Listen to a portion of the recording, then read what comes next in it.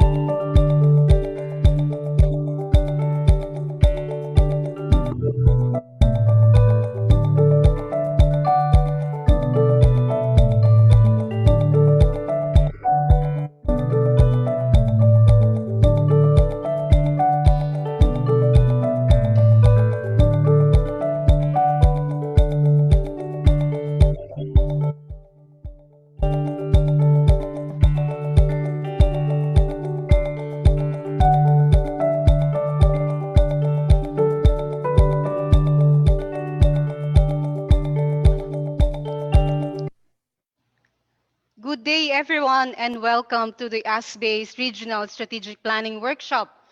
We welcome colleagues and friends coming from 30 countries in Asia Pacific, and we are very happy that you are here in our 8th General Assembly. Warm greetings as well to ASPBAE partners from 7 countries outside the region. Colleagues, this is it. As we say in the Philippines, this is it. After months of preparations, after 3 sub-regional cluster meetings, 25 national consultations, 7 in-country youth consultations, and even 1 regional youth consultations, we now gather together in the culminating event, the ASPBAE Regional Strategic Planning Workshop. And this is also our 8th General Assembly since we have been formed in 1964. After months of preparations, you have been part as well of the country preparations on the thematic discussions. You have joined us in the discussions on the strategic papers that we have prepared today and for the past days. After sleepless nights, especially for the organizing committee within ASBAE, here we are gathered together. And this is a very special occasion. So we made sure that there will be good technical support. We made sure that we are connected through internet, strong internet. We have a strong internet connections. So we, for the first time, are trying a blended approach. So many of our colleagues in ASBE are currently zooming in from their homes, but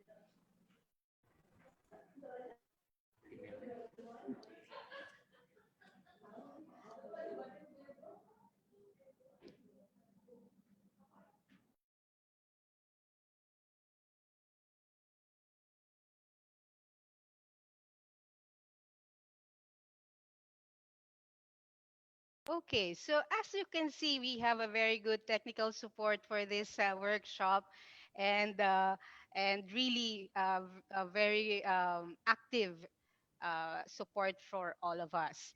So you have received the program for the 3-day regional strategic planning workshop, and I'm going to share with you what we're going to do only for day one. So for today, day one of our regional strategic planning workshop around the theme of reimagine, rethinking, and recreate, we are going to have very dynamic discussions. We will have a discussion on the understanding the context to reimagine, rethink, recreate, and understanding this context as we move forward to our next 4 years in ASBAE. We will also have thematic discussions around several areas of themes on education. So we have 9 thematic areas, and you have already registered in these thematic areas. So thank you so much for actively registering on this in these thematic areas. And then after the thematic discussions, we will have a plenary discussion on sub-regional perspectives on these thematic areas, and we have invited some of our EC members to give their reflections on sub-regional perspectives on these thematic areas. So those are the themes or the topics that we will discuss for today. And before we start with the discussions, I would like to invite our representatives from from the different sub-regions, and they will start our day one with a cultural invocation. So we have with us songs and greetings from 5 sub-regions, and we're very proud to say that we are now 5 sub-regions. We have prayers and greetings from South Pacific, South Asia, East Asia, Southeast Asia, and Central Asia. In this cultural invocation, we will celebrate the diversity of the peoples in our region. And this diversity reflects the diversity of where we are coming from, we in ASBAE are coming from. So now let's listen to the cultural invocation from the 5 sub-regions.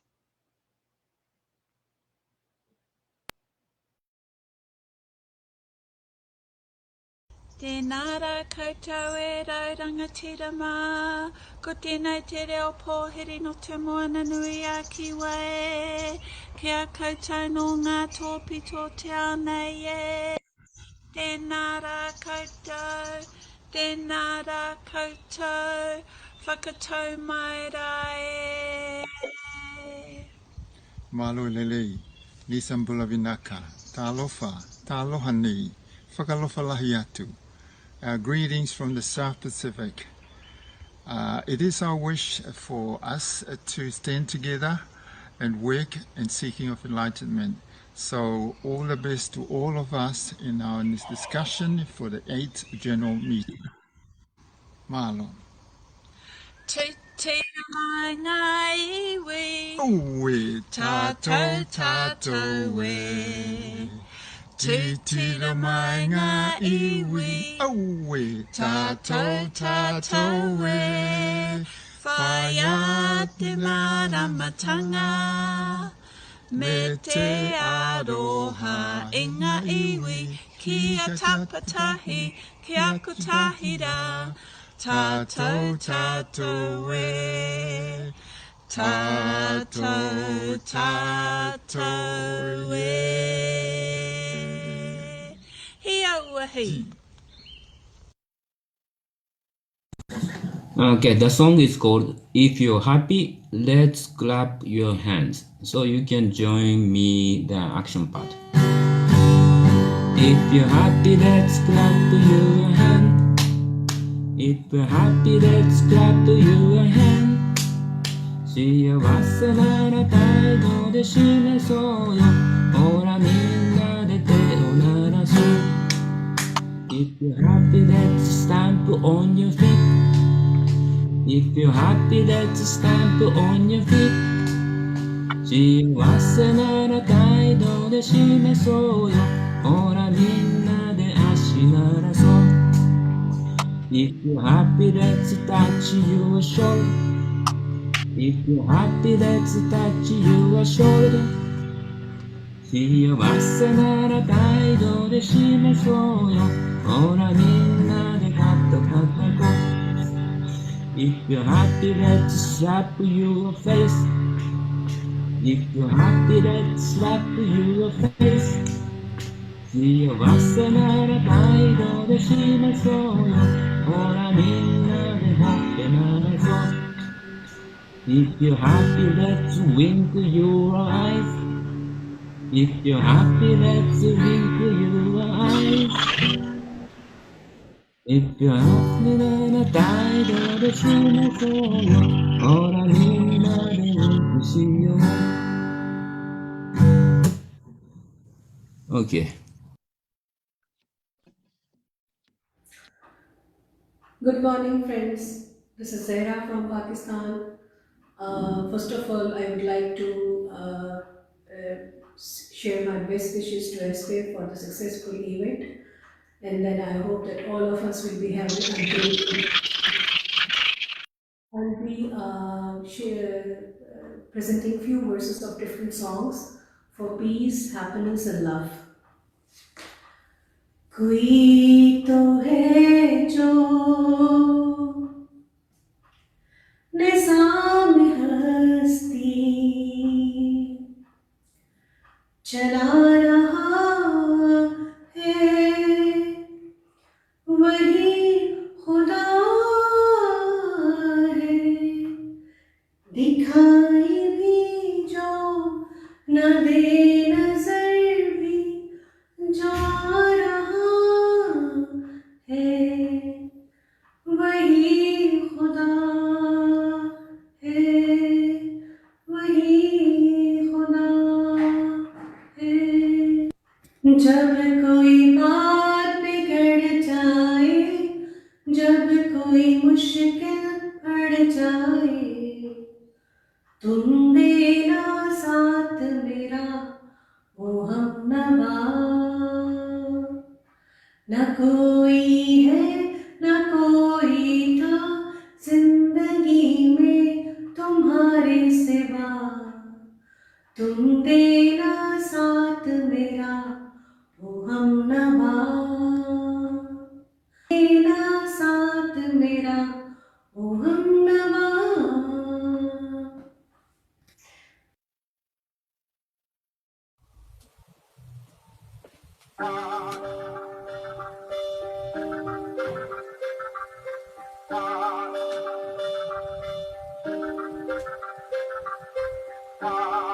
Damın gana ey, atadan gana kalgan murastı.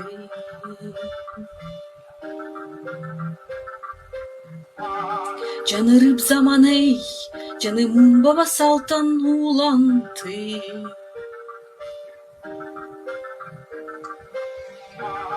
Namasın büyük saktagan hel. Kadırıntı barktanam men. Kırtadan can bagan, kalın eldi barktağan. Egemendik diyen şilep, ömürün bergen bizgi kançadan.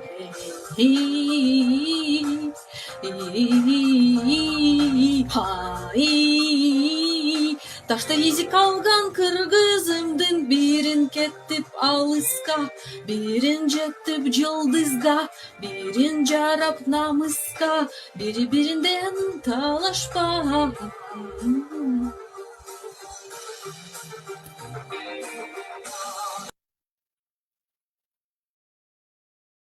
Selamat datang dan selamat berjumpa. Kami semua mengucapkan kepada peserta pertemuan umum ASPBAE peserta berasal berbagai negara Asia Pasifik. Kami semua selalu mendoakan semoga semua sehat selalu dan di dalam lindungan yang Maha Kuasa.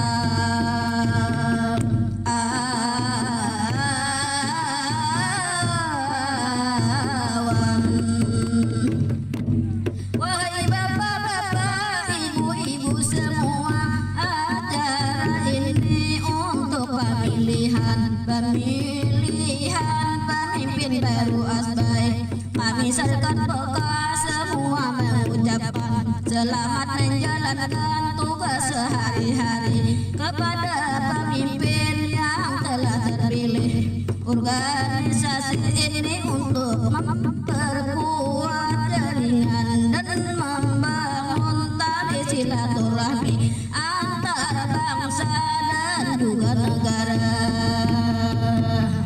Sampai di sini kami berhadinan, mohon maaf bila ada kesalahan. Terima kasih segala perhatian. Assalamualaikum lawan pian barataan.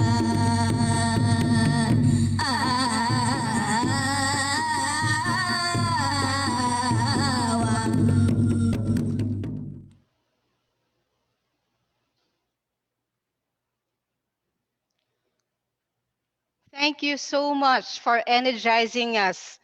Special thanks to Sandy and Timothy from South Pacific, Taka from East Asia, Zara from South Asia, Anastasia from Central Asia. Terima kasih banyak to Serikat Paka from South Kalimantan, Indonesia, for representing Southeast Asia and sharing the warm greetings all the way from Indonesia. So, friends, today I would like to call Nani Zulminarni, the president of ASBAE, to give us the welcome remarks. Ibu Nani?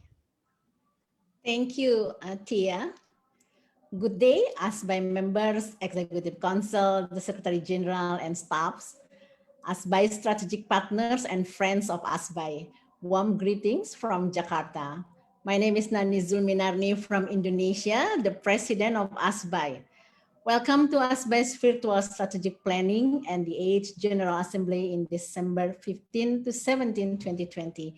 This event culminates the series of discussions and consultation ASPBAE convened with its members through the year.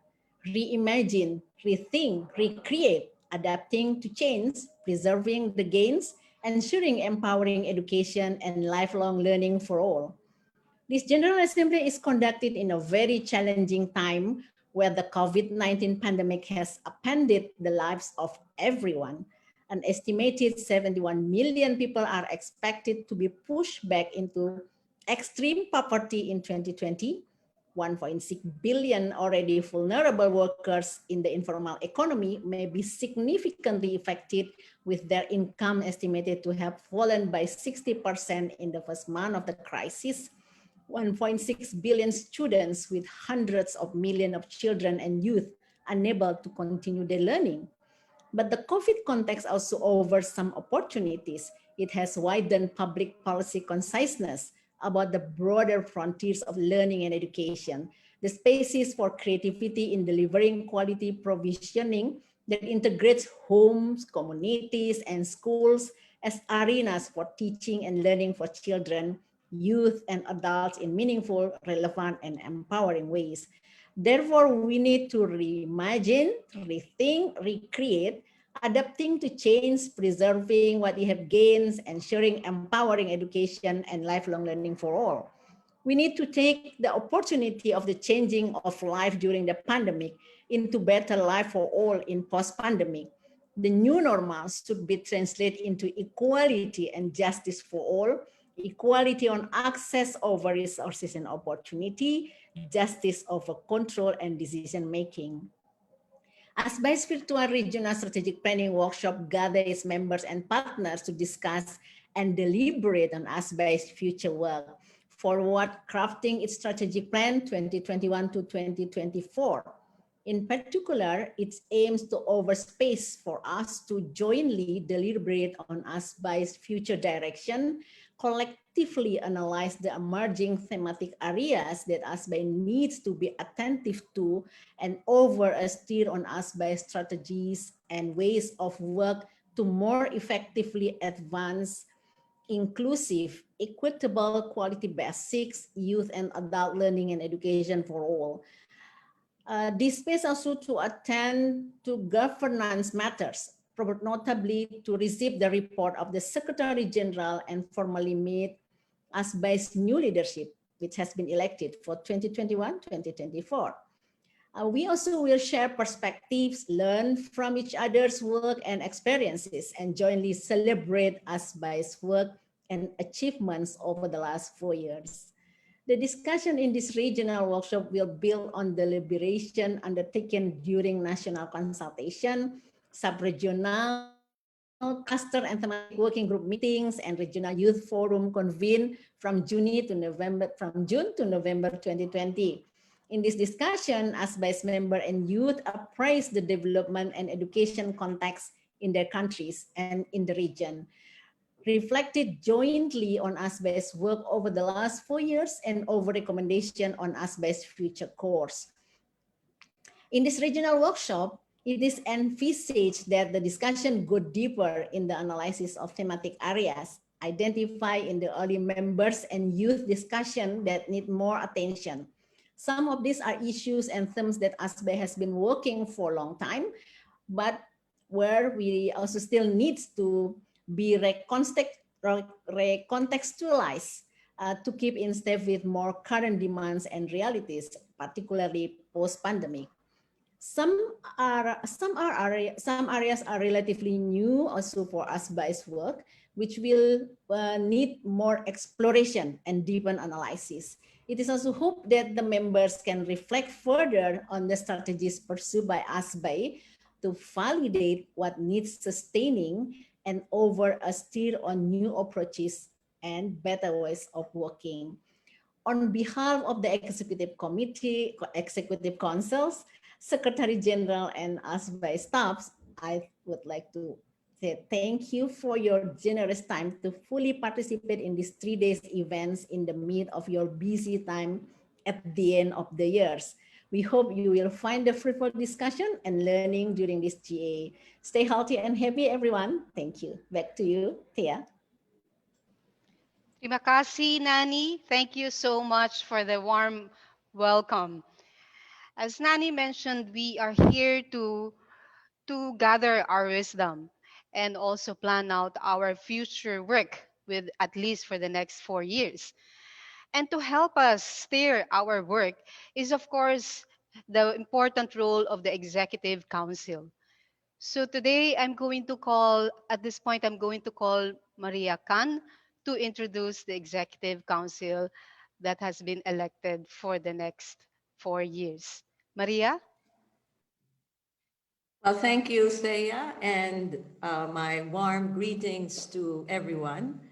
It is my great pleasure to introduce to you the new leadership of ASPBAE that you, our members, had just elected very recently in an electronic voting process. And I will introduce them in the order of the subregions 1 to 5. I'll start with introducing Minu Vadera, who is one of the representatives, the female representative for South Asia, or SR1. Minu is a multi-awarded feminist activist for her work on women's rights and development. She founded Azad Foundation, whose project Women on Wheels has been widely praised and recognized as a unique social enterprise launched to provide safe transport solutions for women by women in urban India while providing livelihoods with dignity to resource poor women.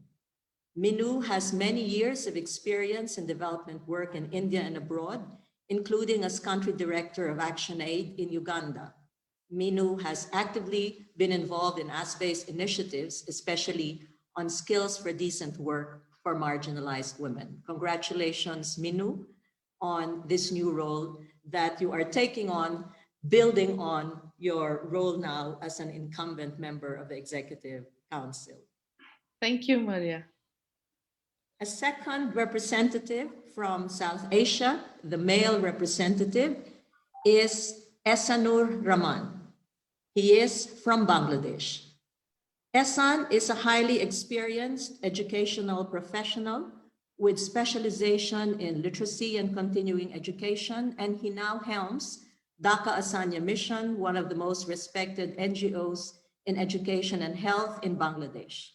Its innovative work on community learning centers, or Ganokendra, has lifted thousands of people from extreme poverty through literacy and adult education work linked to livelihoods, health, sustainable, and overall social development. One of the biggest NGOs in Bangladesh, its work in 2020 alone has benefited 1.5 million people in measures directed at unlocking human potential to enable communities and societies to engage in creating a better society. Ehsan has been very active in ASPBAE's advocacy efforts and has represented ASPBAE on numerous occasions in SDG and SDG4 policy events. Thank you for all you've done for ASPBAE in this term, Ehsan, and good luck for the next term.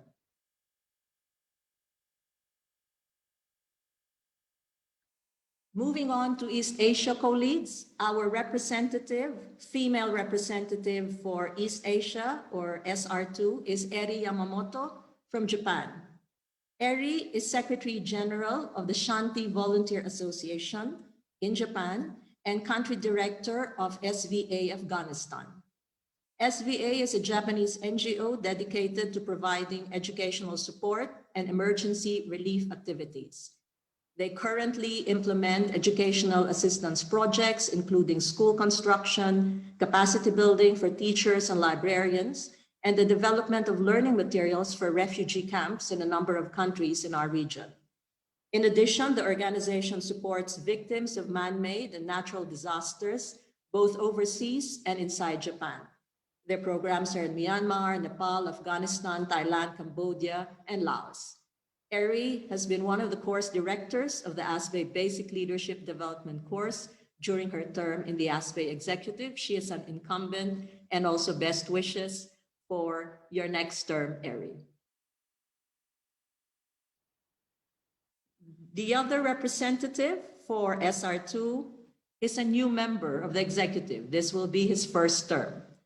Amartuv Shin Dorsjuren is a member of All for Education Mongolia, which is the CSO coalition for education in the country. Amartuv Shin Dorsjuren is joining the executive from his membership in AIF, where his own organization, Beautiful Hearts NGO, has been a long-standing and founding member of this national coalition.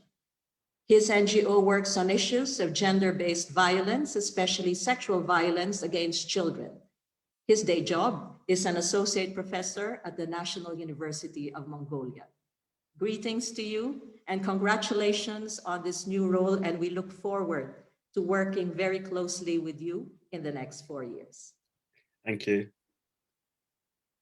Moving on to the next representative, this time from Southeast Asia. The female representative coming from Vietnam is Nguyen Kim An. Kim An is National Coordinator of the Vietnam Association for Education for All, or VAEFA, which is a network of civil society organizations working towards advocating with the Vietnam government in achieving its commitments in the SDGs and especially SDG 4 on education. She joined the coalition after many years of work in the development sector, especially on issues of migration, human displacement, workers' rights, both with local and international NGOs. Kiman, like Eri, has been one of the directors of the ASPBAE Basic Leadership Development course during her term in the ASPBAE Executive. She is an incumbent Executive Council member, and with her go our best wishes for the next term. The next representative for Southeast Asia, this time a male representative, is Dr. Tien Nguyen. Tien Nguyen is chairperson of the Thinking Classroom Foundation, which is a member organization of ASPBAE from Myanmar. TCF believes that quality education can happen only if the classroom level change and policy level changes happen. Alongside their advocacy efforts for reforms in the public education system, they have also focused energies on capacity building, especially for teachers. They promote in particular a reading and writing for critical thinking approach, which fosters a culture of active learning and independent critical thinking. Tien Nguyen is a staunch advocate of human rights and democratic rights for all, and he has brought all this wisdom and experience in this field in his leadership within ASPBAE. He carries on into the next term, and he has our congratulations and best wishes. Moving on to SR4, our first representative that I will introduce from the South Pacific is Kilala Devetichi, who is from Papua New Guinea. Kilala is vice chair of the Papua New Guinea Education Advocacy Network, or PAEAN, which is the National Education Coalition member of ASPBAE from the country. She has devoted years of her professional life in education as a language educator in secondary schools, as an instructor in the country's primary teachers training colleges, and in the University of Papua New Guinea's Linguistics Department. Currently, she is a senior research fellow and program leader of Universal Basic Education Research at the PNG National Research Institute. She brings this deep expertise in helping shape PAEAN's reform agenda in education access and quality, both for children and adults. Kilala has represented PAEAN and ASPBAE in various SDG and SDG 4 policy events in the last 4 years. So congratulations also to Kilala for the next term, and thanks to her for serving very well in this term. The next representative from the South Pacific, the male representative, is Peter Clinton Isaac Foesi. Peter is concurrently youth coordinator of Wakalho, a community organization member of Adult and Community Continuing Education, or ACE Aotearoa, the peak national body of adult and community education organizations in the country. Peter is a highly respected youth organizer and leader, and plays a strategic role as community and youth persons engagement specialist in the Office of the Children's Commissioner in New Zealand. This is a government agency co-leads. This office advocates for the interests of all children and youth in the country by working closely with many government agencies, providing child-centered policy advice, including on such issues as bullying, immigration, access to quality education of children. Peter has been a guiding light of ASPBAE's youth engagement work since its inception. He's an incumbent EC member and will carry on to the next term. Moving to the newest sub-region, Central Asia, or SR5, allow me to introduce Nasiba Mirpochueva. Nasiba is a member of Micro Invest Trust in Tajikistan, where she used to serve as project manager. Micro Invest is an NGO which works to promote economic reforms, the improvement in financial literacy, for social entrepreneurship to create decent living conditions for people in the country. They consider education as a core strategy for economic upliftment and development. Microinvest and Nasiba in particular have been very active in the formation of the National Education Coalition in Tajikistan. And under her leadership and ASPBAE's executive, ASPBAE's work has expanded in Central Asia, leading to the creation of this new subregion. The next member of our executive from Central Asia will be new to the executive. Tilabaldi Ulu Elizar is the executive director of the Institute for Youth Development in Kyrgyzstan.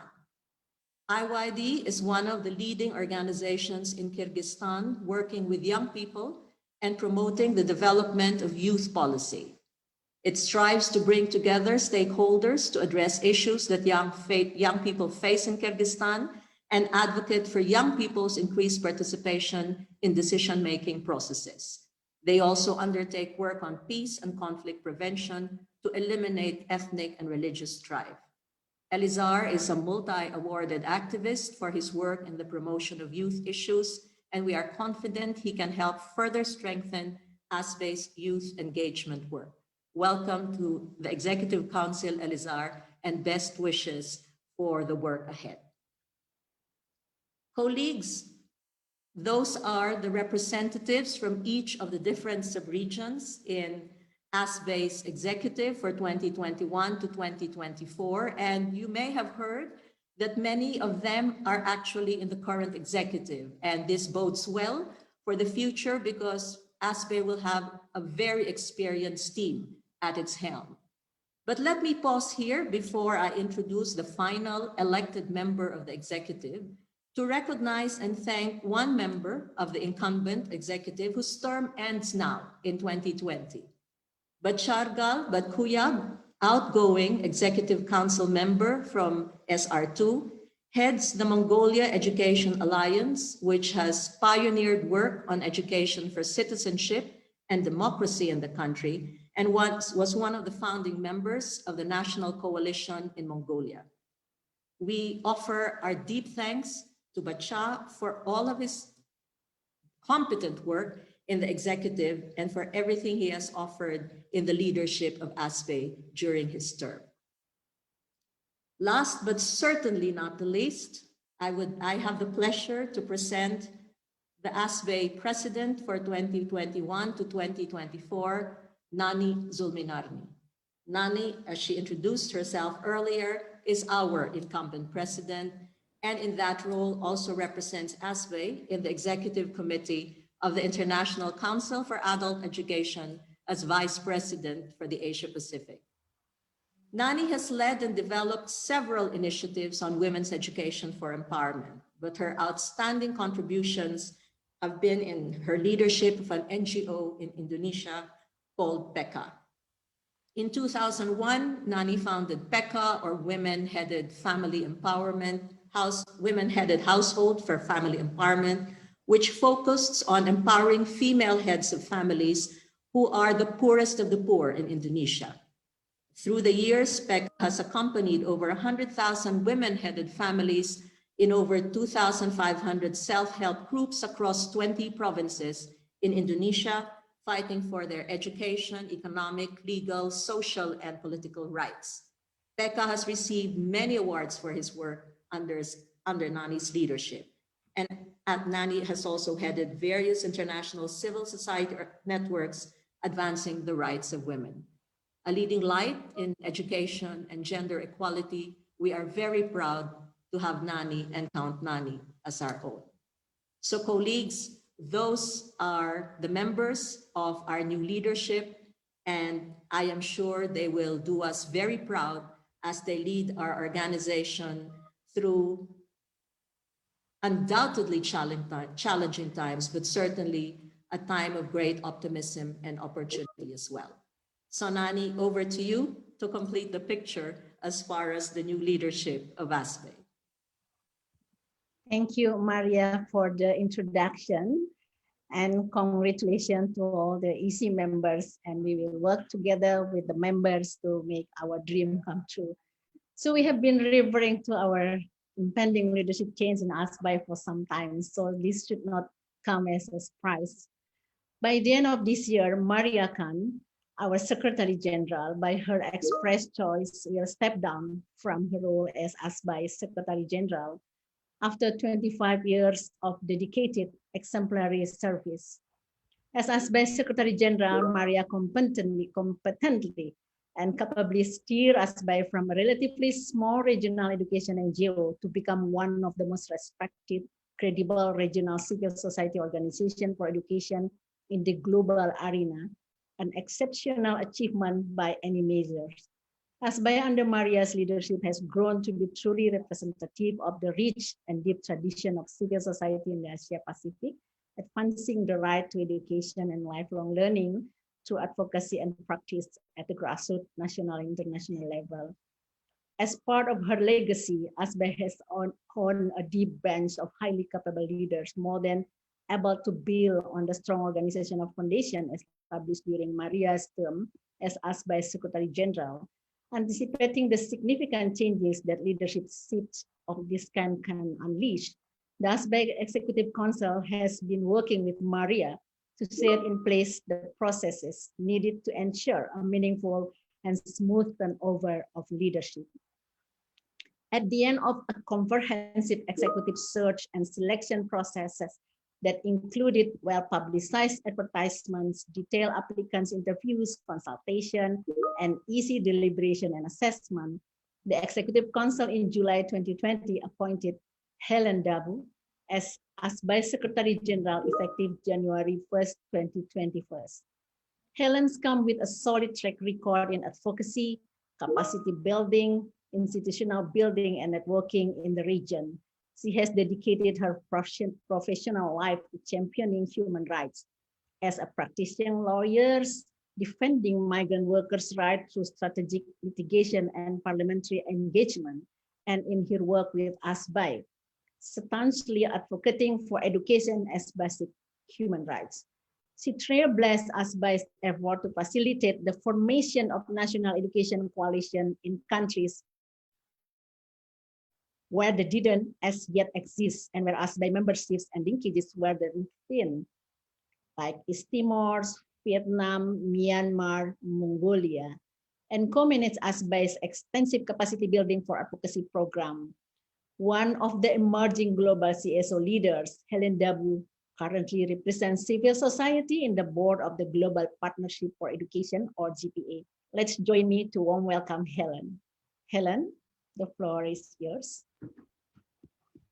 Thank you so much, Nani, for that. And thank you, Maria. And thanks to all our Executive Council members. And welcome to our ASPBAE members, our Executive Council, staff colleagues, our strategic and institutional partners, specifically DVV, OSF, SDC, GPE, our colleagues in the Global Campaign for Education Movement, GCE, including regional coalition colleagues in Africa, that's ANCEFA, Latin America, that's CLADE, and the Middle East, that's ASEA. Some of these colleagues from all over the world working in global time zones are with us now. Some of them are joining us in later sessions. My greetings of courage, hope, and solidarity with all of you. The day I prepared this message, that's December 10, Thursday last week, was a day full of inspirations for two reasons. First, it was the International Human Rights Day, where the chosen theme this year was Recover Better, Stand Up for Human Rights. The theme relates to the COVID-19 pandemic and focuses on ensuring that human rights are central to recovery efforts. It strongly asserts that we will only reach our common goals only if we are able to create equal opportunities for all and address the failures exposed and exploited by COVID-19. Second reason was, it was also on that day when Google released the top trending search queries for 2020. And as everyone can expect, the Google searches highlighted the strangest year of our lifetimes. So, what were the top 10 global searches in Google? Landing on top is, no surprise, coronavirus. The second one is election results. The third one is Kobe Bryant. The fourth one is Zoom, of course. Thanks to Zoom, we are able to do this virtual General Assembly and strategic planning workshop of ASPBAE. The fifth one is IPL. The sixth one is India versus New Zealand. Seventh is coronavirus update. Eighth is coronavirus symptoms. Ninth is Joe Biden. And 10th is Google Classroom. Now, The top 10 news trends were, of course, again, coronavirus. The second is election results. Third is Iran. Fourth is Beirut. Fifth is hantavirus. Sixth is stimulus checks. Seventh is unemployment. Eight is Tesla stocks. Nine is Bihar election result. And 10 is Black Lives Matter. Reading the interplay of these two, that is our basic human rights and what are on people's everyday Google searches, they find relevance also in what we need to bring to bear in this strategic planning workshop of ASPBAE. Our theme calls upon us to collectively adapt to change, preserve our gains, and ensure empowering education and lifelong learning for all. It reflects ASBAE's fidelity to and staying strong on asserting education and lifelong learning as fundamental human right. It affirms that pursuing education and lifelong learning as human right will help address, entrench systematic and intergenerational inequalities, exclusion, and discrimination. It also calls upon us to see how ASBAE can be responsive to what is trending in the world, in the region, at the national level, at the community level, and down to the individual level. As we discuss and feed into ASBAE's directions in the next 4 years, we will never underestimate the long-term impact of this pandemic into our lives, into our work, and how we plan. It will be part of a broader context piece we need to navigate alongside other development issues. But no matter how the context can be unsettling and challenging, ASBAE's fundamentals are strong. Our education movement was built over the years to weather shocks and disruptions. And I'd like to highlight how our current SG, our beloved Maria, established the strength of ASBAE. And we will have more of these moments of Maria's legacy the last day of our last session of our last day. We will never be afraid to face the uncertainties and discomforts of change because ASBAE is a movement for change, sustained by its broad and diverse membership in the region. And at this moment, I would also like to welcome our members from the newest sub-region of ASBAE, that is Central Asia. So to our members in Central Asia, Dobro Pajolovat. We now have 5 sub-regions, as Thea has said in her introductions. We have South Asia, East Asia, Southeast Asia, South Pacific, and Central Asia. And many, many thanks to our members from these sub-regions who offered their beautiful voices to energize us in the opening session. And for as long as we have each other, our members, executive council, staff, and our strategic and institutional partners working together, singing and dancing together, listening to each other, generously sharing our practices and experiences in policy advocacy for the right to education and lifelong learning, in capacity building, in youth engagement, in transformative adult learning and education, in building strategic partnerships, in sustaining our strong fundamentals, we will always prevail and continue to be a strong voice for education and contribute to poverty eradication, social justice, gender equality, sustainable development, and lasting peace. With this, a warm and empowering welcome to everyone.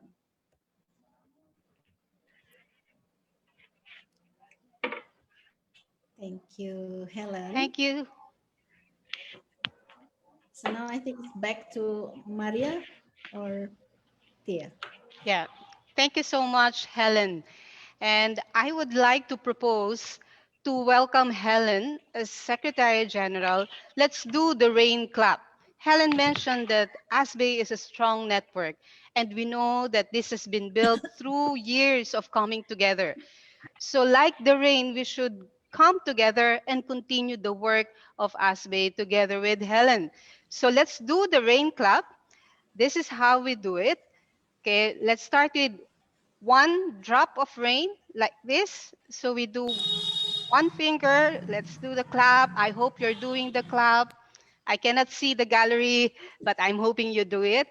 You're doing it. And then 2 fingers together. So let us make our network stronger with our collective effort. 3 claps, 3 fingers together.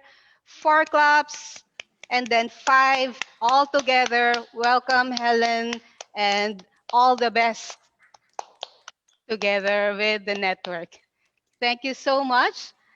And so now we are going to that part of our program where we will launch the logo of ASBAE. The logo is a very important symbol of who we are and what we want to convey to the audience or to other members out there and to other education constituency. Through the years, we have different kinds of logos, and this year the Executive Council has uh, is proposing a new logo for ASPE. At this point, I would like to call Nani to launch the new logo of ASPE. Nani? Thank you. Thank you, Thea. This is very exciting time for ASPBAE as we are proud to announce the launch of our new logo as part of the ongoing evolution of our brand. ASPBAE has grown and evolved over the years, and we felt it was time for a change as well. Sorry. We have refreshed our logo to reflect who we are today and to symbolize our future. After carefully consideration, we choose a new logo that reflects a more forward-looking identity and captures our aim of continuing to set the bar high in our work around education and lifelong learning. I would now like to share with you a short video unveiling the new ASPBAE's logo.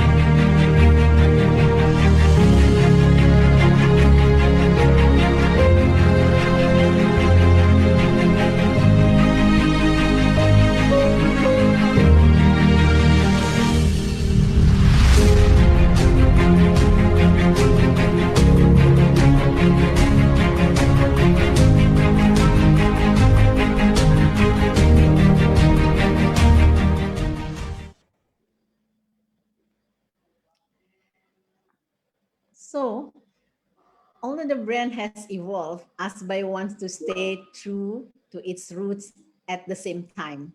The design swaps the previous logo with more vibrant green-blue colors and yet retains a part of the older version represented by the two figures.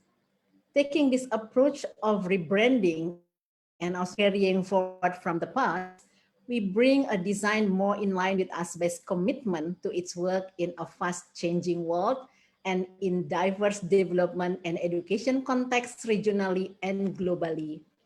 With this, we aim to present ourselves better and continue working with our members, our partners, and our donors more effectively in times to come. The task in the upcoming months will be to update all our collateral, stationery, business card, website, and social media platforms with this new logo. We realize that changing a logo is a process that can involve many steps and take some time, a lot of debates as well. Therefore, the new logo will officially come into use and go live on 1st January 2021. If you have used ASPBAE's logo in any of your materials, please assist us in updating them by then. In conclusion, I would like to thank members of ASPBAE's Executive Councils and staff for their many creative and inspiring inputs towards the conceptualization and design of the new logo. We are truly proud of our new brand identity. I hope you too. Thank you. Back to you, Tia. Kasi, thank you so much, Nani. And we will make sure that we keep the notes about the ASBAE logo when we go around the countries in Asia Pacific, so we can explain the logo and also with our heart. So thank you so much. So we have colleagues, we have now finished the inaugural plenary, and we emerged from this plenary very inspired and very strong, knowing that we have with us the leadership and the membership of ASBAE that will provide us guidance and also inspiration for the coming 4 years. So now we go on to our next plenary, and this is the discussions on the context, reimagine, rethink, and recreate. To guide us through in this plenary, I would like to call Maria Khan, who will moderate the session. Maria, over to you. Thank you, Thea and colleagues. I hope you are suitably energized and inspired by now. I think that congratulations to the team that put that together. And my thanks also to especially our members who participated in designing the welcome session. I thought that was truly, truly inspiring from different parts of the sub-region. Well, colleagues, welcome now to the next plenary, which is going to be around understanding the context to rethink, reimagine, recreate ASPBAE and our contributions to the right to education movement. I am personally delighted that we will have in this panel a very distinguished set of speakers who will help us in collectively reflecting on what the context holds for us as ASPBAE and what in understanding this would then be enable us to chart a effective course forward. Colleagues, in any contemporary narrative painting the context, it is undeniable that the dominating influence and the dominating impact of the COVID-19 crisis will be at the fore. And there is evidence from Google searches that Helen presented much earlier to indicate this. As Nani had also said in her opening remarks, our worlds personally, in our work, our ways of functioning have changed dramatically because of the COVID crisis. But the pandemic has reserved its most vicious impact, its most devastating blows, particularly for those who were weaker, were more vulnerable and more marginalized to begin with. Nani had already mentioned the numbers estimated of those who joined the ranks of extreme poor in 2020 alone because of this crisis of 71 million, I think it's estimated. Now these add to an already staggering figure of about 700 million of people who live below the poverty line, even pre-COVID. The impacts on our own sector in education are very well known to us, and UN and UNESCO have mentioned that this pandemic has wreaked the most devastation on education systems in its whole history. We've never faced anything like this in education systems around the world, and the figures are all there in terms of how many have been left out of schooling, left out of learning opportunities because of massive lockdowns and massive school closures, which haven't come back to the earlier normal, even to this day. But there are opportunities, I think, that we can cite. To some extent, it may be almost making virtues out of necessity, but nevertheless, I think there are opportunities that we can cite to help us deal with the future and plan our next course. I think everyone in this virtual room would be aware of how the public opinion and policymakers have opened up in their consciousness to the wider frontiers of education and learning beyond schools because of what's happened, because of how we've had to cope with this crisis. It has also put a spotlight on the huge disparities, the obscenity in the gaps that our societies have lived with and face, and how that's also expressed itself in education systems, where the digital divides determine obscenely how one child's future becomes more secure because this child has a gadget, one gadget, and access to an internet line versus lost aspirations for another child without this.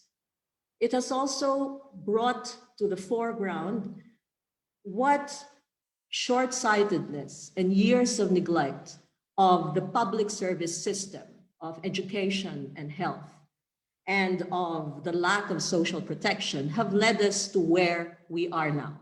So that consciousness has become more pronounced, it has come into the front pages more than ever before, even if we in civil society have been talking about this for ages. It is certain that if we continue in this path in trying to solve or address the issue of this pandemic, there will be more hardship along the way. But it need not be that way. And our role as civil society is to push decision makers towards a far more transformative path so that we can redirect development, redirect the old ways which has brought us to this tragedy in the first place into another direction. So colleagues, that is what we hope we can reflect on and discuss in the coming days of this strategic planning session, and certainly in this coming session.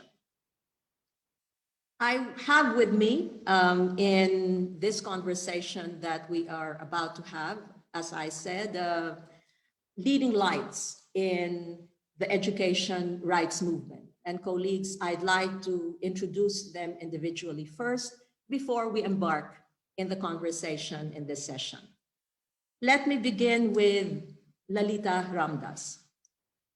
Colleagues, Lalita Ramdas is one of the pioneers in the education rights movement in our region.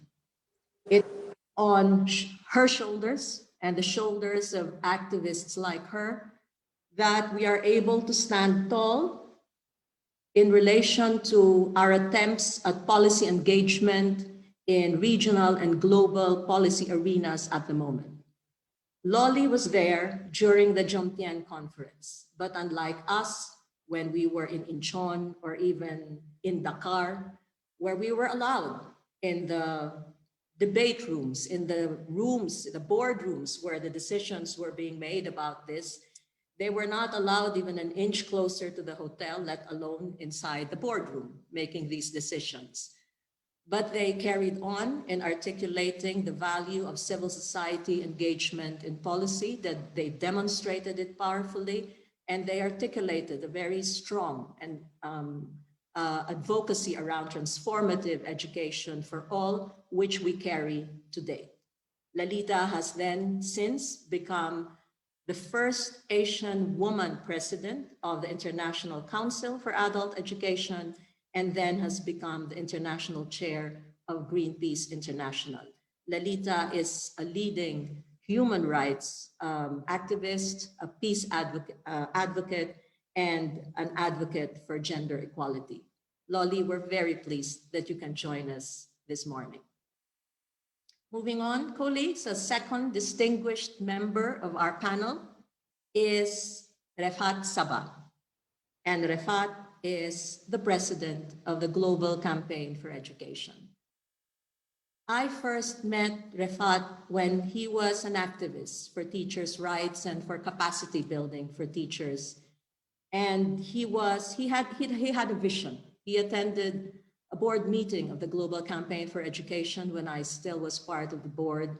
And he made a case for needing a collective, coordinated voice of civil society in the Middle East and in the Arab region, simply because they believed that education was a right even in places which are bombed, even in places where shelling occurs as a daily feature, even where people cannot walk in their daily lives in the streets because of fear of being hit by a sniper, even when in some countries where they do not face this level of conflict, civil society is beset by problems related or issues or challenges related to authoritarian rule and autocracy.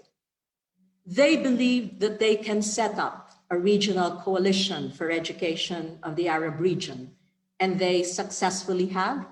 The Arab Campaign on Education for All stands shoulder to shoulder with ASPBAE, with CLADE in Latin America, and UNCEFA, and are an active and proud part of the global movement for the right to education. And they have also produced the president of the GCE. Refat, thank you very much for being able to join us, even if it means being with us at some ungodly hour where you are in Palestine. Our third speaker, colleagues, will need no introduction. She is our president, Nani Zulminarni. You all know her. We've introduced her earlier. And we are very happy that she will lend her wisdom and experience in this panel. And finally, I'd like to introduce Shraddha Kyorala, who is a member of our youth core group in ASPBAE, who have been steering our youth engagement efforts within ASPBAE of late. Shraddha comes from NCE Nepal. She's one of the senior program coordinators. And it is testimony, I think, to her competence, her leadership, and her strength that she has risen to positions of leadership in her own organization, among her peers, and certainly in the region. But I think it is also testimony to the strength and maturity of the coalition that they are able to nurture women leaders, young women leaders among their ranks. So congratulations as well to NCE Nepal, and we thank them for having Shraddha as well in our panel. So colleagues, those will be the members of the panel who will be sharing in our conversation this morning. And we hope that we could also have time to have questions and comments from the floor after their remarks. And we would invite you, colleagues, to share your thoughts, your comments, your questions in the chat box as we go along in this discussion and conversation. Okay, colleagues? So let me proceed. And let me start with directing my first question to Lalita. What, in your view, are the top, let's say, 3 global or regional development trends that you think have far-reaching impacts on our fight for the right to education within a transformative vision of education? Are there any opportunities that you could refer to in relation to these or the challenges that they pose? Over to you, Lalita. Thank you, Maria. And first of all, to everyone on this absolutely incredible occasion of, having opportunity to say hello to all of you from so many different countries and these new sub-regions. It is very exciting for someone who has been following what's been happening in ASPBAE through ICAE for several decades now. And to Shraddha, as I look at us on the picture in front of me on the screen, here is the white-haired person at one end, and then there is you. And I think that this represents truly what ASPE actually stands for. And I think the way forward is precisely this intergenerational, conversation, which is so important. But Maria, back to your question, and you said 7 minutes. I will try to keep to that as far as possible.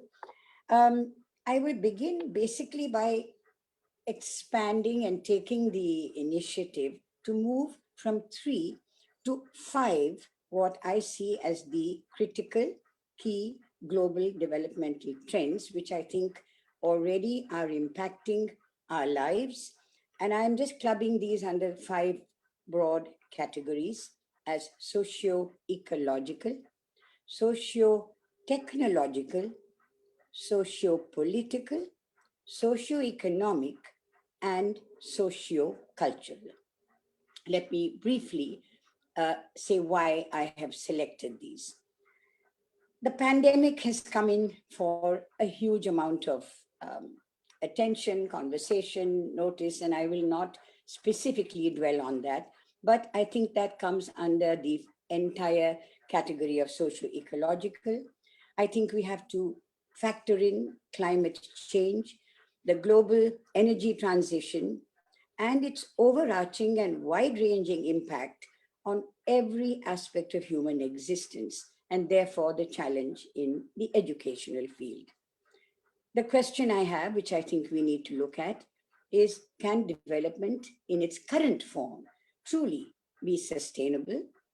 And is the global slogan of sustainable development and its goal somewhat of an oxymoron, given what we're seeing around us? That is point number 1. Under what I call socio-technological, I think the digital revolution, artificial intelligence, galloping new technologies, their control and usage, very often which leave people of my generation for sure out of its, sort of bewildering complexity. And there have been direct implications and impact during the pandemic, during the lockdown, all of which have been referred to by Maria and others on the panel already. And equally under this is the clear trend of how media and social media in particular can be and is being manipulated and controlled. I think we need to be seriously looking at every single one of these as we go forward. The socio-political, I have not put these in any order of priority because in one way or the other, I think that each of them is equally important. But a threat to democracy, the tendencies which we are seeing all around us for fascism, trampling on dissent and crushing human rights, and any point of view which is seen to be in opposition to the prevailing political discourse. The global trend to what I call a dictatorial, aka strong leaders, and all too often the fatal charm that such leaders exercise, especially when they come through allegedly democratic processes like elections, the weakening of institutions, the judiciary in particular, the muzzling of media. These are all mechanisms important in a democracy, and we are seeing the systematic demolition, the dismantling of these institutions and the rebuilding in the exercise of absolute power. All factors which directly impose on populations, the most vulnerable, and therefore education too. Socioeconomic, we've all been hearing you refer to the growing concentration of wealth and deepening global poverty. The glaring and growing polarization between the extreme concentrations of wealth and dehumanized living as a result of this pose threats to any hopes of equity, justice, and above all, peace. The migrations, that we have seen in India for sure after the lockdown was imposed in March was just one case in point of what I'm referring to.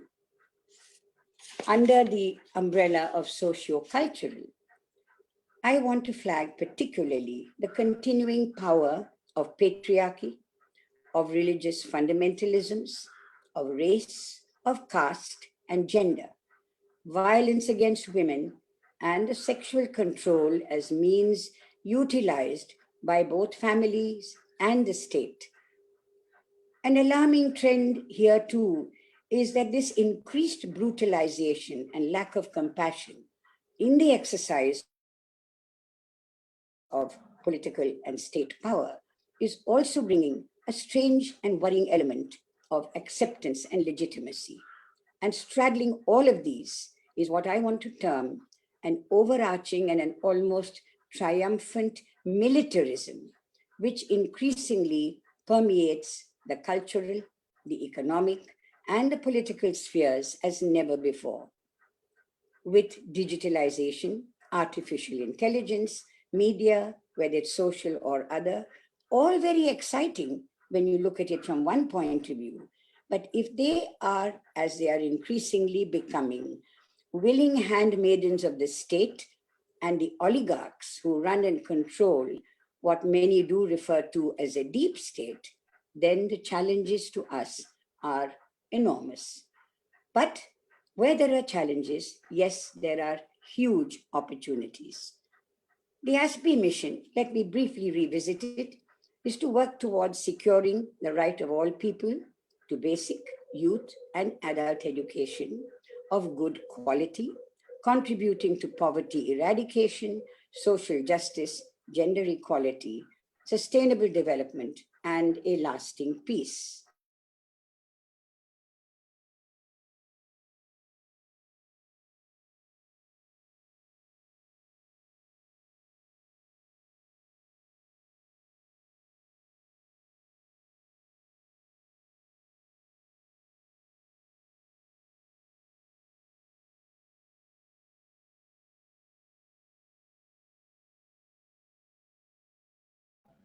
Is it freezing? Lol is freezing, right?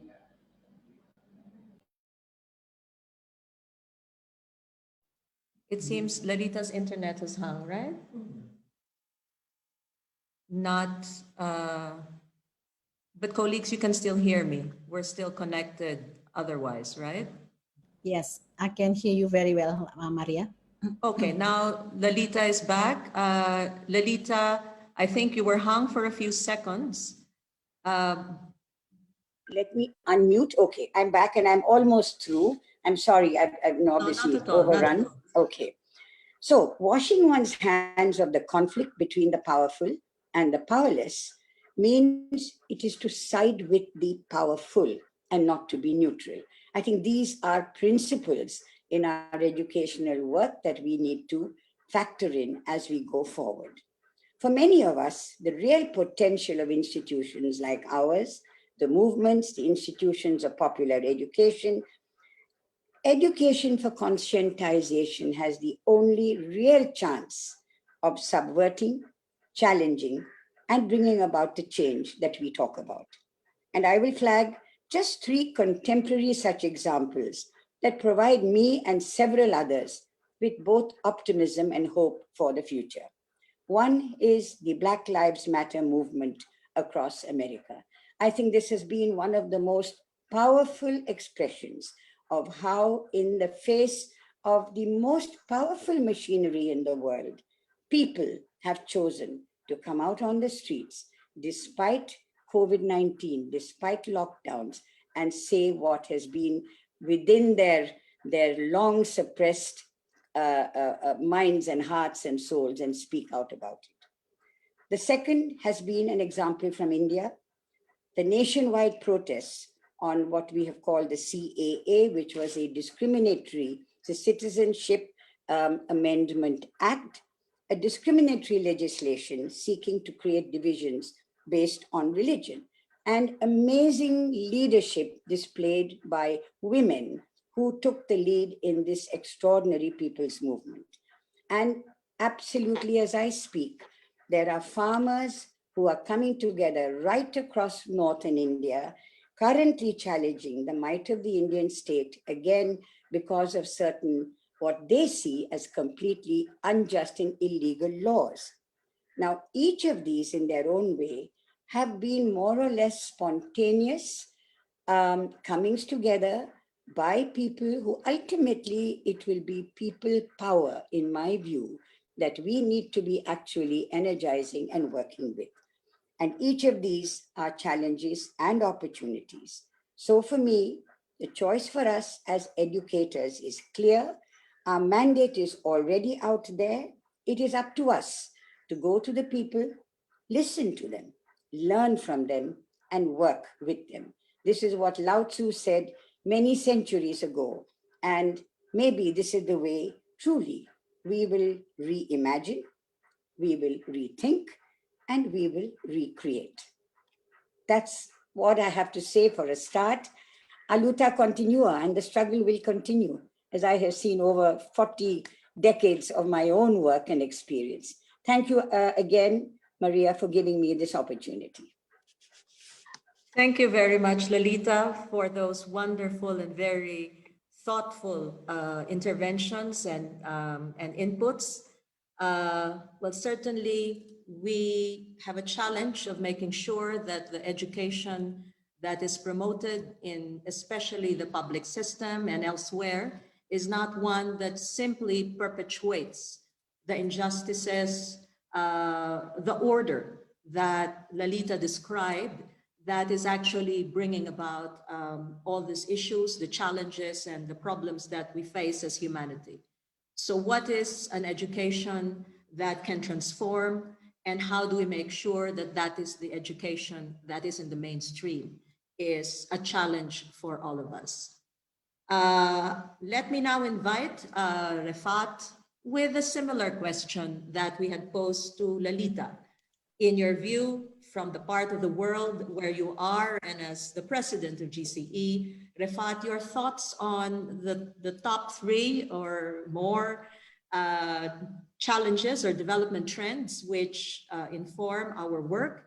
And Refat, can you tell us, are we prepared as a movement to address the challenges and optimize the opportunities in this respect? Over to you, Refat. First, the answer, thank you, Maria, first, and greeting for Helen for the new position and the new elected board. Thank you personally for all your great work. This is not part of the time of the presentation. So, actually, your answer, my answer is in your answer, which is your slogan.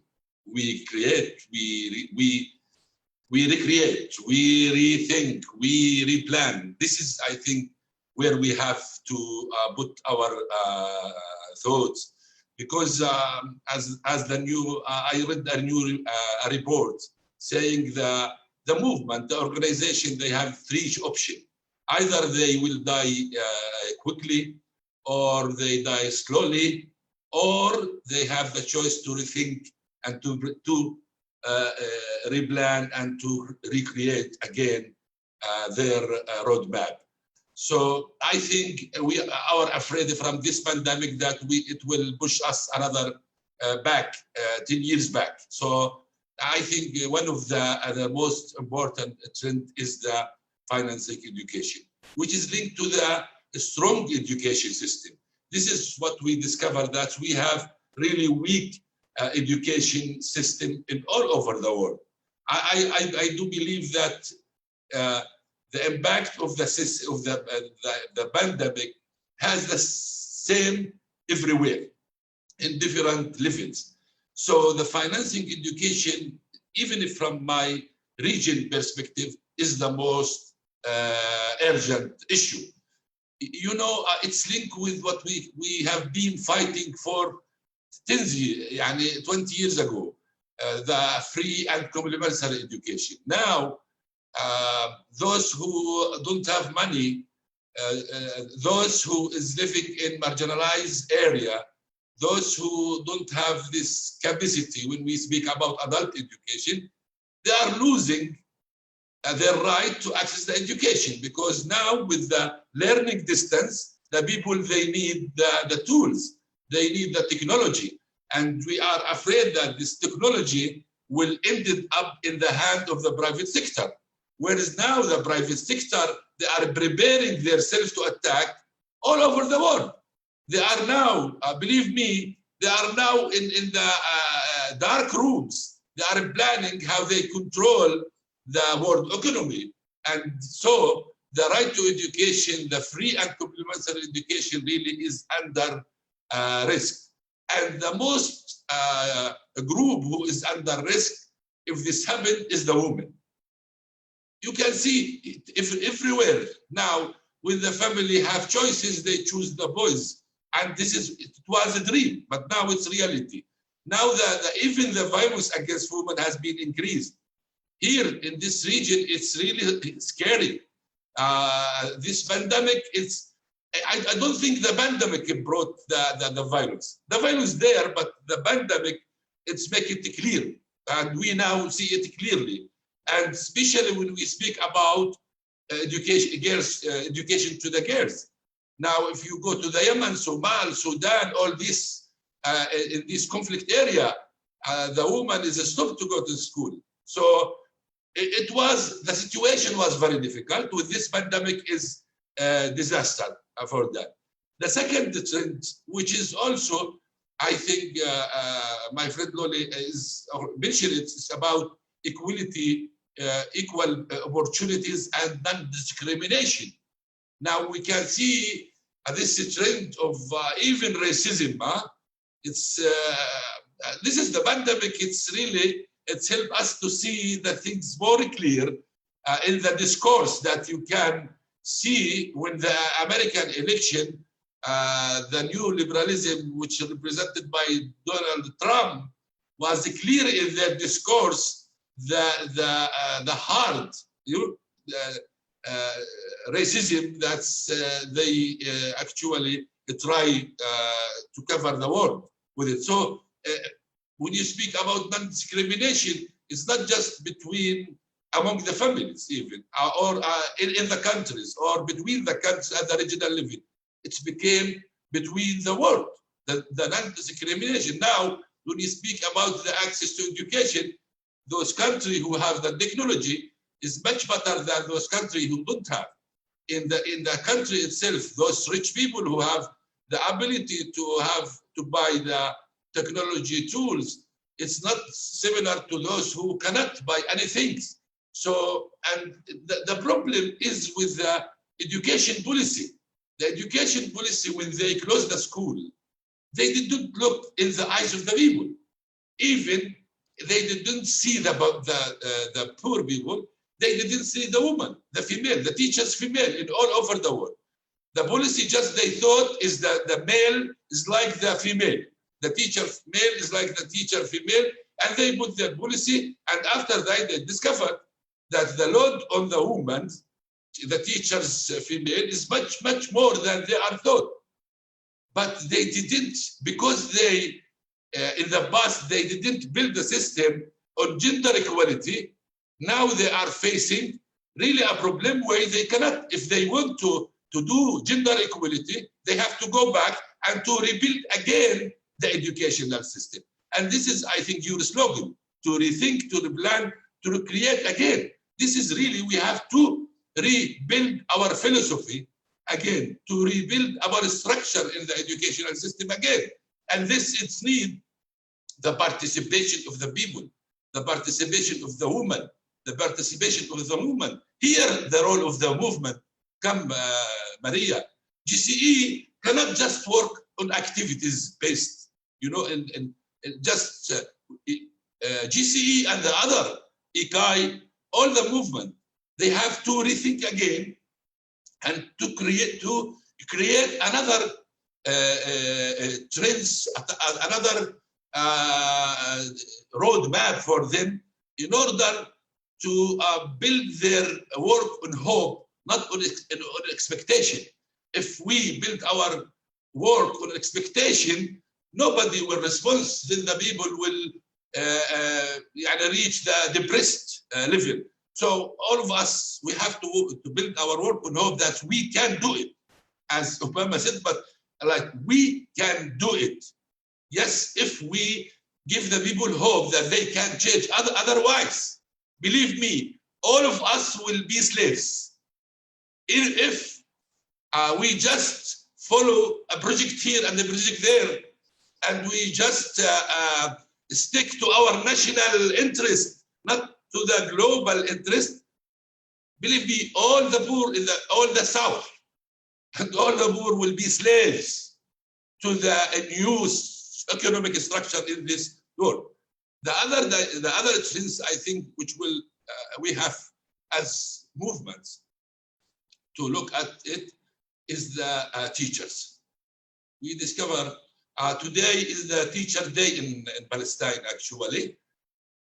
And this is why I thought that the teachers all over the world, they pay the price of the disaster systems.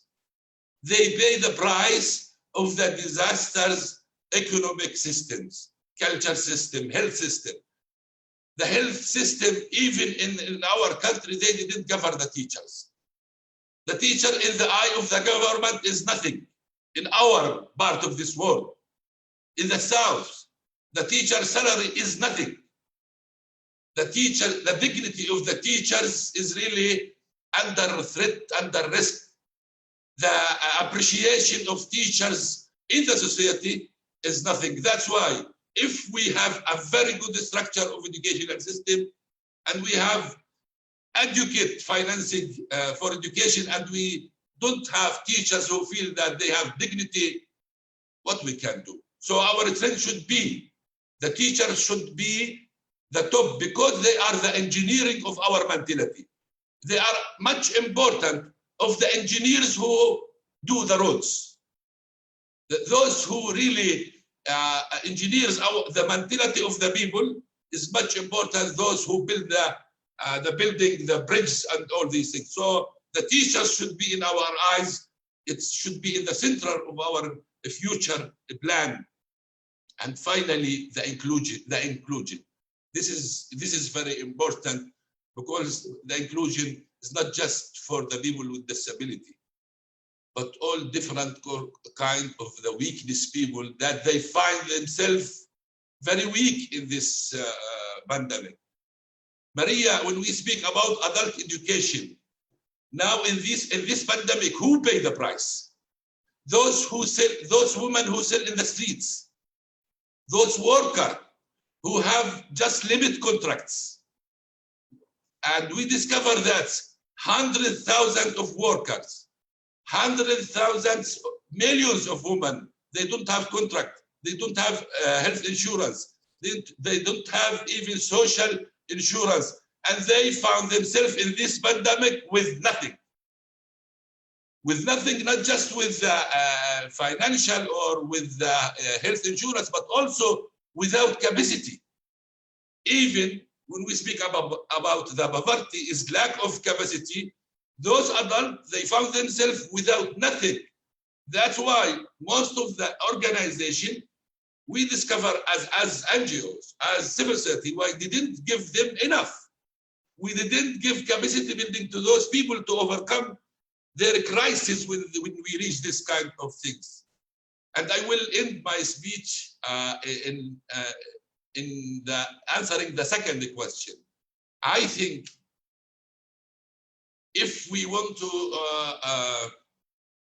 do our best in the coming period, first we have to build ourselves as a movement, as a global movement. We have to strengthen networks again. The networks now is much urgent than before, but the network should be at the mentality level, not just at logistic, not depend on activity, but we have to have thinking network in order to have a strategical thinking, how we can protect ourselves as a human. The second things that we actually to start to localize our campaign. We don't have to depend just on the the elite. in our campaign. In the centers of the country, we have to go down and to localize our advocacy in order to cancel the debt on the countries. The countries, they cannot do anything with this load of debt on the countries. In our country, most of our region, they pay 70% from their budget to the World Bank and IMF from the benefit, not from the loan. So that this debate should be cancelled, and we have to start to not divide the things. We have to make link between education, health, and social issue. Otherwise, they will divide us as they divided us always between north, south, rich, poor, women, like education, health, social. We have to work in a comprehensive way and not divided the things. Thank you very much. Thank you very much, Refat. Truly very inspiring, thought-provoking comments, also building from what Lalita said, and in fact, a lot of convergence in your ideas. Certainly, we're not here to tinker. No, it's completely insufficient to be thinking that our work just tinkers with what is, because what really is needed are thoroughgoing structural changes to be able to change course in ensuring real sustainable development, as Lalita has mentioned, no? And equity that we have been striving for in challenging authoritarianism, militarization, and the education that is needed to challenge all of this. No?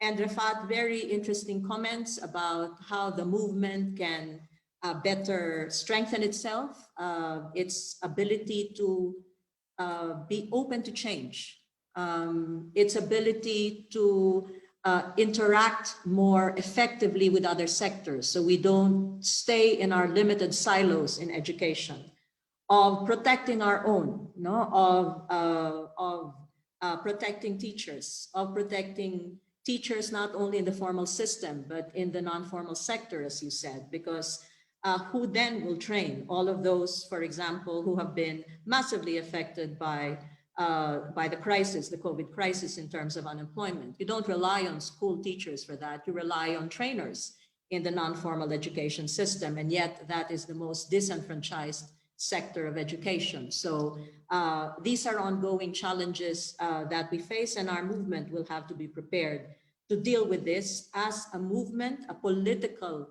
movement, not just one which implements projects, as you said, Refat. You know, I think there's always a challenge within the NGO sector, the civil society sector, where to be able to operate and to meet up to expectations we impose on ourselves and our constituents impose upon us, we have to generate the resources, and resources come from projects. But how to make sure that the projects do not define what we want to do, but they just fuel what we are meant to do. And that interplay or that maturity to be able to do that is something that we live day to day as a movement for the right to education. So thank you very much, Refat, for those comments, and building on from this, from the very wise suggestions of Lalita and Refat about how we ought to see our future and what are new ways or ways of work that we need to contemplate. I direct the next set of questions to Nani, and taking again from our theme, Nani, what do you think are the ways of work we can reimagine, rethink, and recreate to future-proof our movement? And what are lessons, Nani? You've been steeped in the experience and the life of the women's movement. What are lessons from the women's movement that we can generate to help the education movement? Nani, over to you.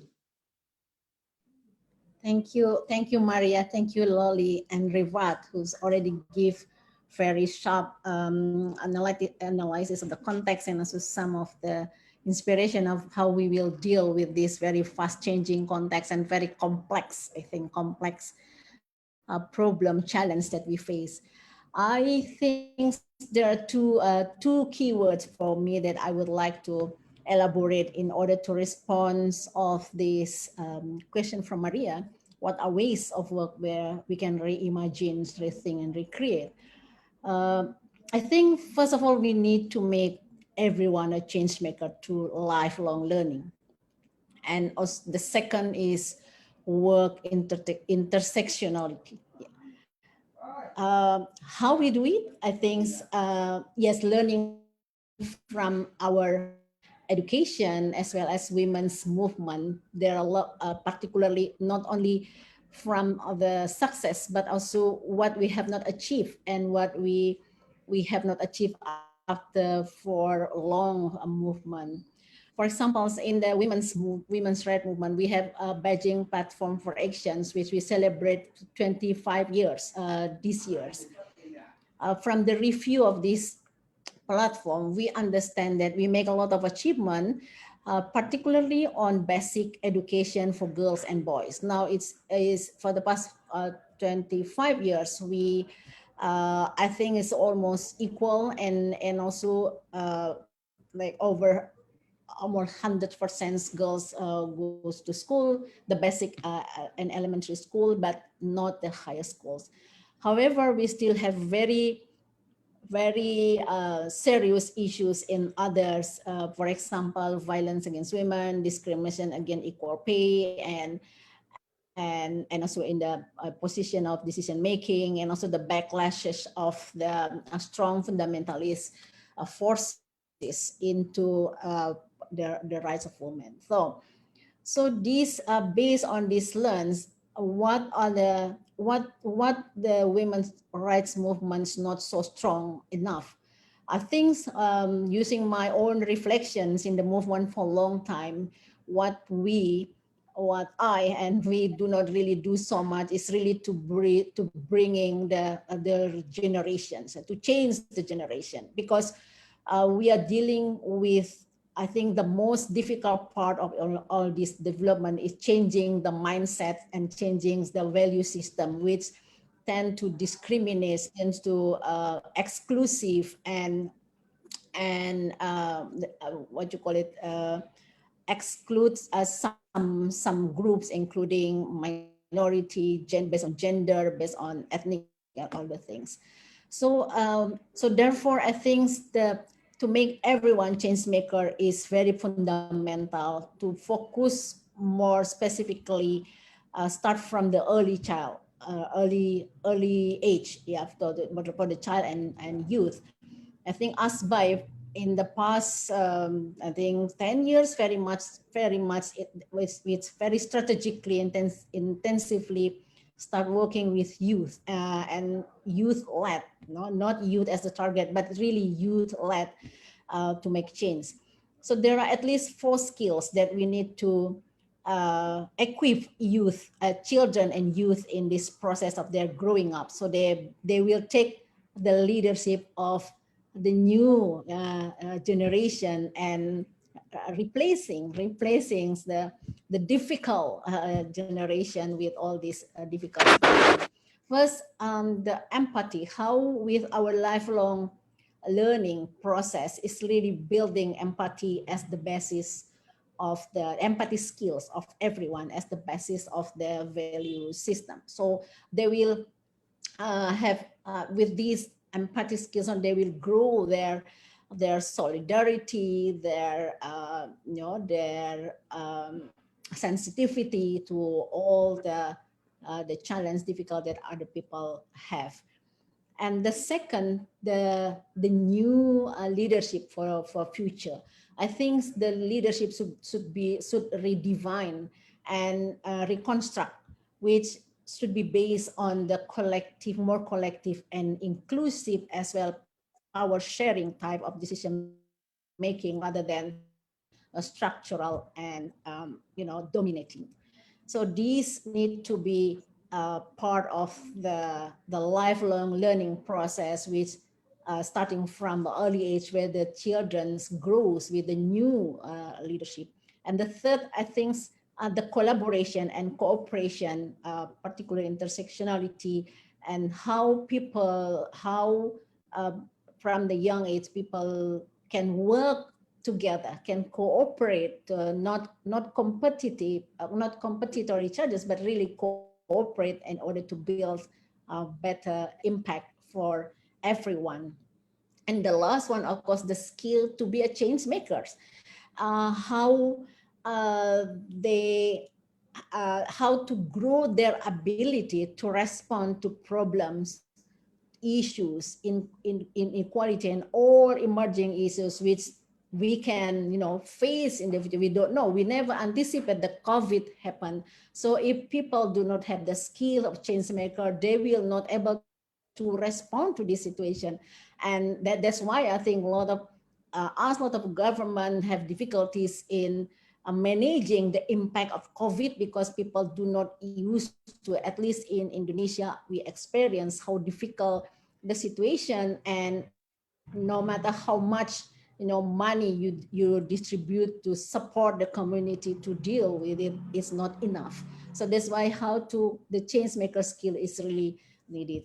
So I think and then I think this last part of my intervention, I would like to say one of the most important thing for what you call it, change maker and using lifelong learning to create change maker, is to think about intergeneration dialogue and interactions. We have to value each generation contribution to the different context and learning from each other. It's not, I think that the coming of the new generation is not replacing the older generation, but it's really to respond to different contexts and to different layers of situation, which every generation have their own way of interpretations and also have their own experiences of responding. So it's really important to put this integration to make a bigger impact. I think with that, we hope we can welcoming the new decades 2021 to onwards to be to much better with if we have at least 1% population of the world, not even 1%, maybe 0.5% of population of the world have this mindset of change maker. I think there are quite some of the problems we face that has been, very sharply presented by Loli, we can overcome. Thank you, Maria. Thanks so much, Nani. Well, let me move now quickly to Shraddha, because I think a lot of the comments of Nani speak partly to the role of the youth in the future of our movement, and how intergenerational learning is also relates to how we can effectively work between with those who were part of the past and those who will be even more involved in our future. So Shraddha, from the perspective of a youth rights activist, same question to Nani. What are the ways of work we can reimagine, rethink, and recreate to future-proof our movement? How do you think your generation will respond to the current challenges in advancing the right to education and lifelong learning? Shraddha. Thank you, Maria, for this opportunity. And it's really a great pleasure to be with all of you representing the voice of youth today. Namaste to everyone. I feel that in order to strengthen the educational movement, there is a need of adaptation to current change, whatever the change that COVID has posed out, by preserving all our gains, critically reflecting over the weaknesses that we had over the decade, and lesson learned for empowering the education and lifelong learning for all. In the current context, as a youth, I can feel that the interpretation and meaning and overall purpose of education has been narrowed down. There is a need to improve the role of education for enhancing national competitiveness, for securing personal goal with broader humanistic conceptions. The goals of formal education was to educate peoples on theory rather than practical skill. Then came the lifelong learning that aims for promoting lifelong practical skills for individuals. We all might have experienced that schooling is not always a positive experience for all children and youth. The views, the desires, learning capabilities of every individual is different. And same way of teaching for every individual can suppress their desires due to the limited work that student can perform or a child or a youth can perform. A student capable to achieve excellence in an area might not be able to work or to focus on other particular area also. So it is persistent for our movement to find the true motive of people's existence, even for adults, because our education system is currently leading to the psychological breakdowns and the chaos in overall education system. And similar is happening in our educational movement also. Young people are put into the generic movements with the similar sculpture and similar breakthroughs. This has often led to challenge for young generation to respond in the way as the adults do in several forums and discussion. We should critically reflect whether our efforts, our movement has been grounded so as to ensure the instrumental role of education in developing the national identity and human resources. Our movement and campaign should encourage youth and children by giving them opportunities for participation in diverse actions and their suggestions on issues of global reach without any fear, without any hesitation or any restriction. So I feel there is a need to create a platform to bring together young experts in child-centered education, youth education, as well as pedagogy design so that education could be linked with the expectation of children and young people like us. This platform shall also bring together the young people to redefine the advocacy strategies, to rethink upon the commitment to strengthen education as a common good, and also to redefine right to education so that it can address the importance of access to knowledge and information. It is the role of our movement to promote student, youth, and children's participation and right. Most often, we know youth participation means just for the attendance in several forums. When we are thinking of redefining education, rethinking about our efforts and gains, there is also a need to rethink about redefining the participation of young people as their rights through the democratic principles. It is a time that our advocacy efforts should be focused on assessing the current international emphasis on monitoring and measuring students' and youth outcomes and embracing the broader conception and education goals. Without the urgent action and advocacy for increased investment, redefining education is not possible. And thus, in my sense, I feel that advocacy of this movement should be focused on increasing investment for public education, especially focusing on youth empowerment also. Our movement, our campaign, and our efforts would be successful if concepts associated with gender equality, youth empowerment, peace, global citizenship would be the political agenda in each and every nations and each and every of our forums. Another important agenda for this movement must also be to focus on redefining the value of teaching profession and teacher collaboration, as previously Refa said. It is because in the developing countries like Nepal, teaching is not really a valued profession as it needs to be. When we could not establish value of teachers and their profession, how can we expect about redefining education? I personally feel that empowering young people like us starts with empowering the source of their knowledge, education, and experience, sharing platform, be it teachers, be it parents, or any others that can motivate young people to be the educators and to lead a life that the society wants. With a few experience but with ample of expectations and motivation, with few knowledge but ample of courage and determination, we young people feel that nothing will change unless we try to change it. The COVID pandemic has created the wonderful opportunity, and it has also given time for all of us to rethink or reimagine what is happening to our education system, how we used to get education, and how our younger generation are struggling to adjust in this education system. We feel that it is the responsibility of our generation, the generation of young people, to grab the opportunity in order to create education systems that are more equitable and that can address full range of children and youth to grow confidence, to hear their success stories, and to provide a real support for our younger generations. It is our responsibility to ensure that our younger generation can reach their full potential and can also realize the importance of education that they are obtaining today. Because when we don't realize what we are getting today, how can we walk, how can we value for it? And we young generation are committed with it. So for now, I would like to stop here and respond to any further queries, if any. Thank you.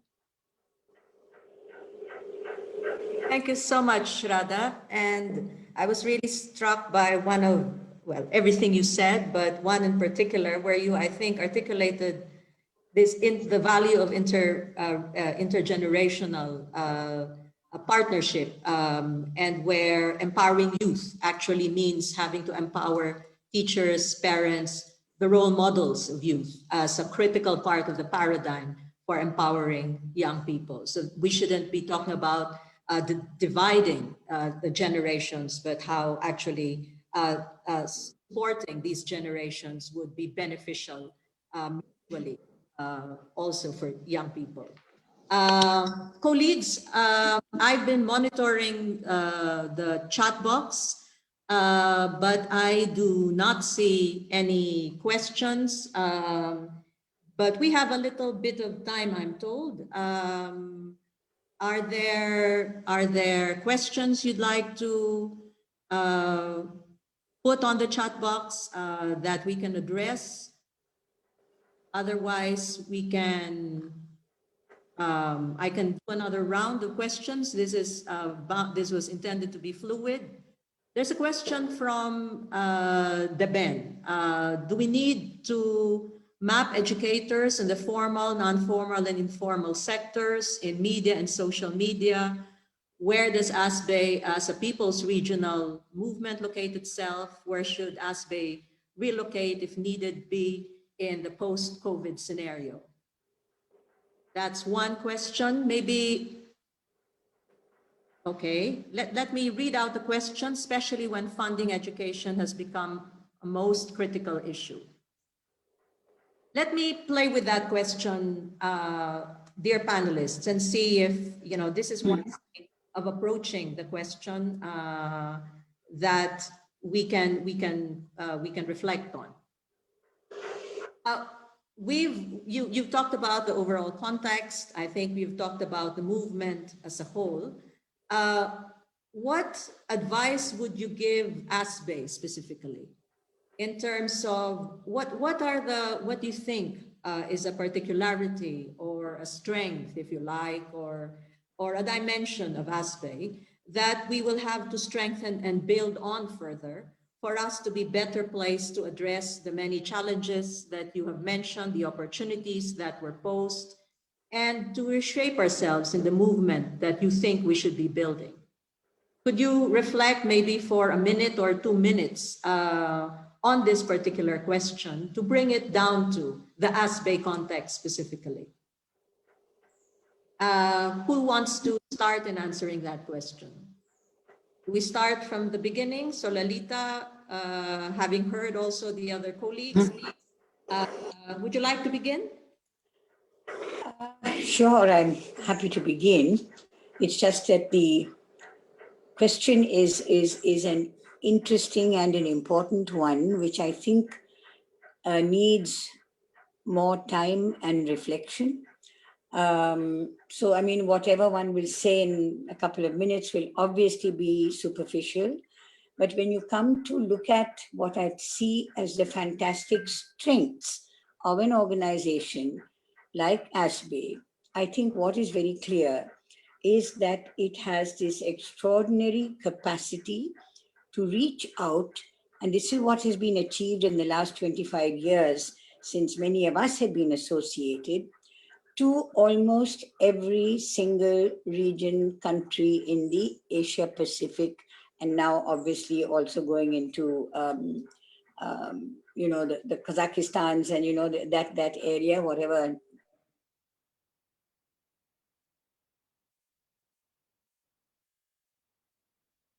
Okay, Lolly has thing has hung. Lolly, maybe you can shut your video and we can just hear your audio to deal with the internet issues.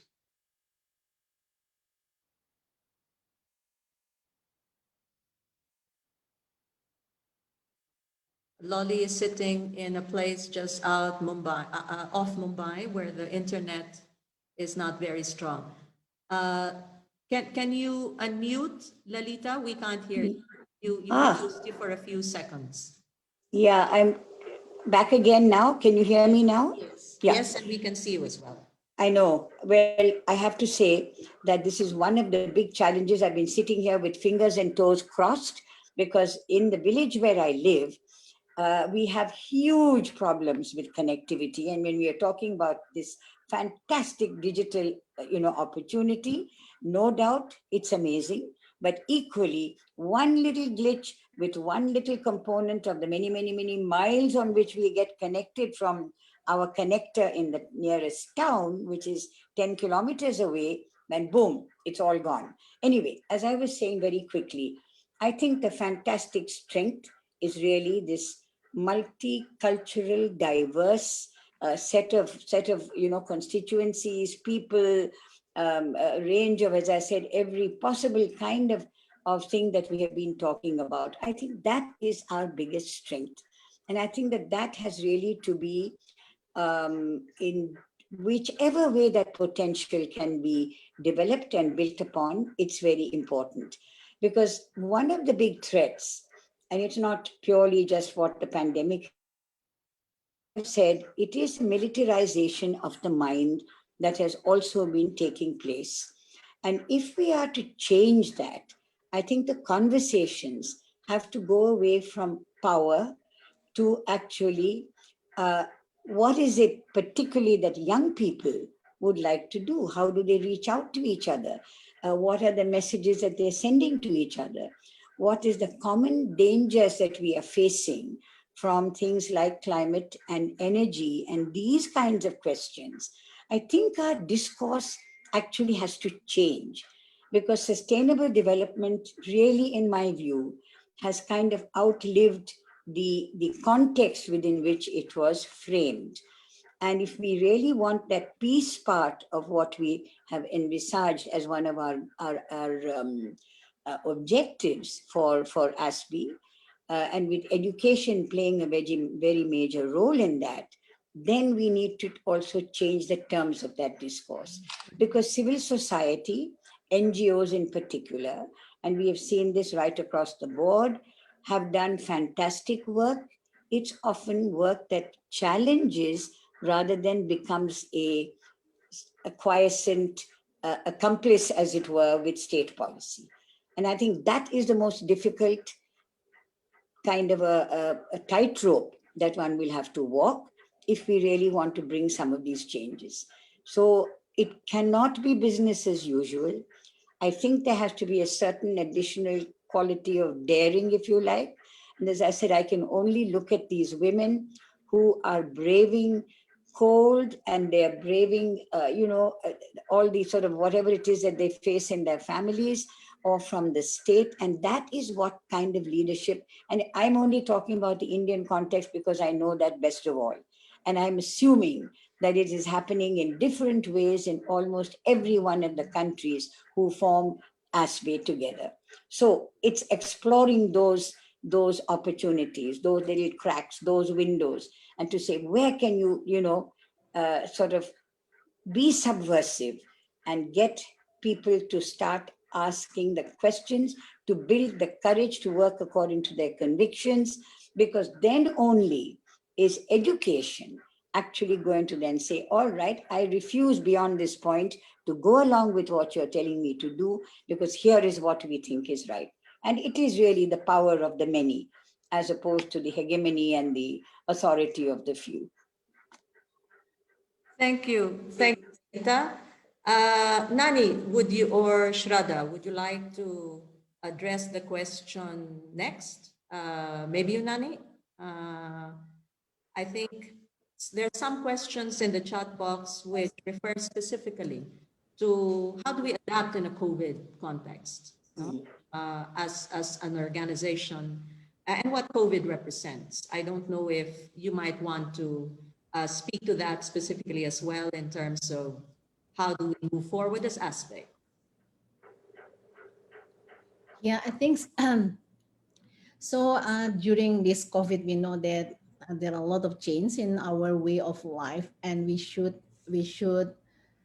take the opportunities of the transformations or the adjustment of people living in COVID situation into and bring it into what's so-called new normal. I don't think we shouldn't go back to normal as before COVID, but rather than we continue transforming the situation in COVID into better process of lifelong learning. I think we one big lesson from this, for example, in education sectors, during the COVID, children's studies at home using these virtual things, and parents forced to become a teachers, right? To help the children without that skills, without that knowledge. And some of them, especially the women that I'm working with, for example, they don't have any ideas how to use all this technology, neither the contents of the education,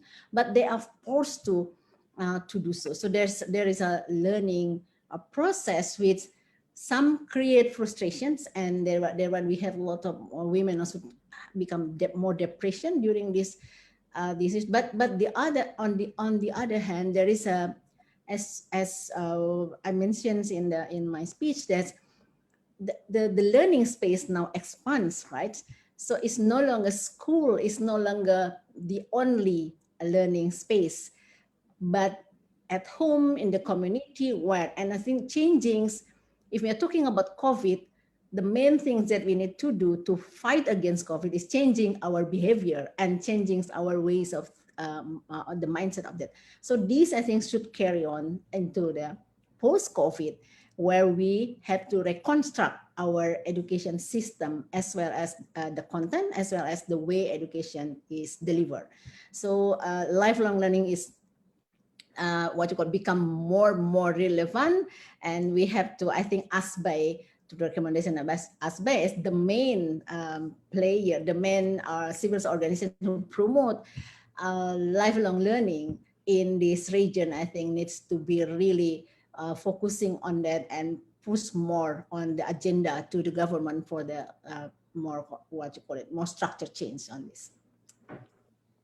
Well, thanks, Nani. So from Lalita, we heard that it's one of our big strengths is basically our reach across the region. It's something we should optimize, especially in periods where we need greater solidarity, because what we want to achieve is always met now, even if they are legitimate concerns, even if they're in the sphere of universally agreed human rights, with much repression, with more systematic attacks, with both overt and covert attacks on civil society to maim us, to cripple us in terms of our work. How are we able to harness the strength of our movement? How do we build on solidarity to be able to maintain our ability to engage under this extremely difficult and challenging period of shrinking democratic space? Nani also mentions that ASPBAE should invest more in making the case for intergenerational learning. I think someone in the chat box also talked about how we should educate the foundations of individual learning, which should be communities and families. So it's not just in schools. And for indigenous communities, there's the other dimension also of steeping these individuals also with the collective wisdom coming out of their own communities, with indigenous knowledge systems, and which are also embedded in the families that they come from. So how do we build on that in our imagination of what quality and transformative education delivery and content should be on? No? So do we move on now to Refat or to Shraddha? I think there's a question here, Shraddha, as well, and you began to speak to it about how do we concretize as ASPBAE building platforms which are more intersectoral, which are more intergenerational?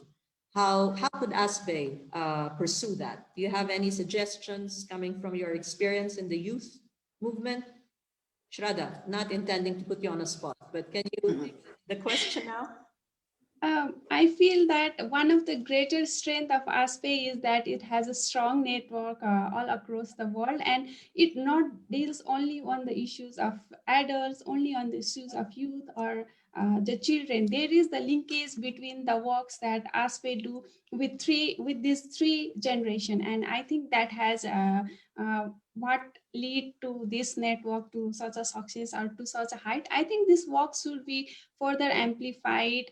And regarding the question on how we can build linkage, I think there should be the platform where there should not be only the platform where only young people can engage or only when adult people can engage. There should be the linkages between these two platforms. I personally see that in most of the ASPBAE forum, there are some participation of young people, majority led by the adult people. But when it comes in the forums of the young people, there are very few participation of adult people. So I think there should be we need to think on these linkages also, where adults also can come to the young people, because young people can't be adults because they need some time, they need some experience also. But adults, they can be the young people, not by the age but by their mindset, by the experience, by the things that they already had when they were in the young age. So we also need the guidance of adults in our forums, in the forum of young people, but not just the guidance, because we are already fed up with listening what didn't work well. In most of the forums, we see that the government didn't do, CSOs we didn't do, we critically reflect all over that. But as a young people, what we want to find in such forums is that we want some appreciative, some positive, some role models from adults in our forums, in such a forum, so that we also get encouraged to go for this movement. We also get encouraged to work to fight for our right. We want to listen what worked well and what would happen if we make our contribution in such forums, in such debates and discussion. And also, I think there should be one forums. There's ASPBAE's forum should also include participation of teachers, parents, and young people together. Because if we keep all of them together, then there can be the solution of one common solution of what these all three generation requires. So this can build intergenerational collaboration also, and intersectoral collaboration also. And when we talk about learning, we shouldn't always be talking about education, always about STG4. Our concept of learning for the youth should be beyond that also, and it should, I think, should be reflected in the ASPBAE forum also. I think I addressed to some of your queries. Yes, thank you very much, Radha. Excellent points.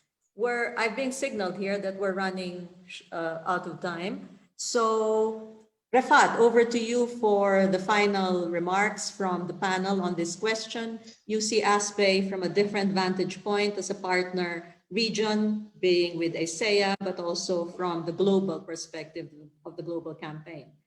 What could we build on in terms of our strengths to contribute best to the global movement for the right to education in the future? Refat? I think the voice of the people is very important in this period. You mentioned about the shrinking space of the NGOs. Actually, it's the shrinking space of the people now is going on. Even if someone criticizes the government, they put them under their eyes. So what is going now all over the world, they are going back to non-democratic space. They are not able to allow to the people to criticize their weakness.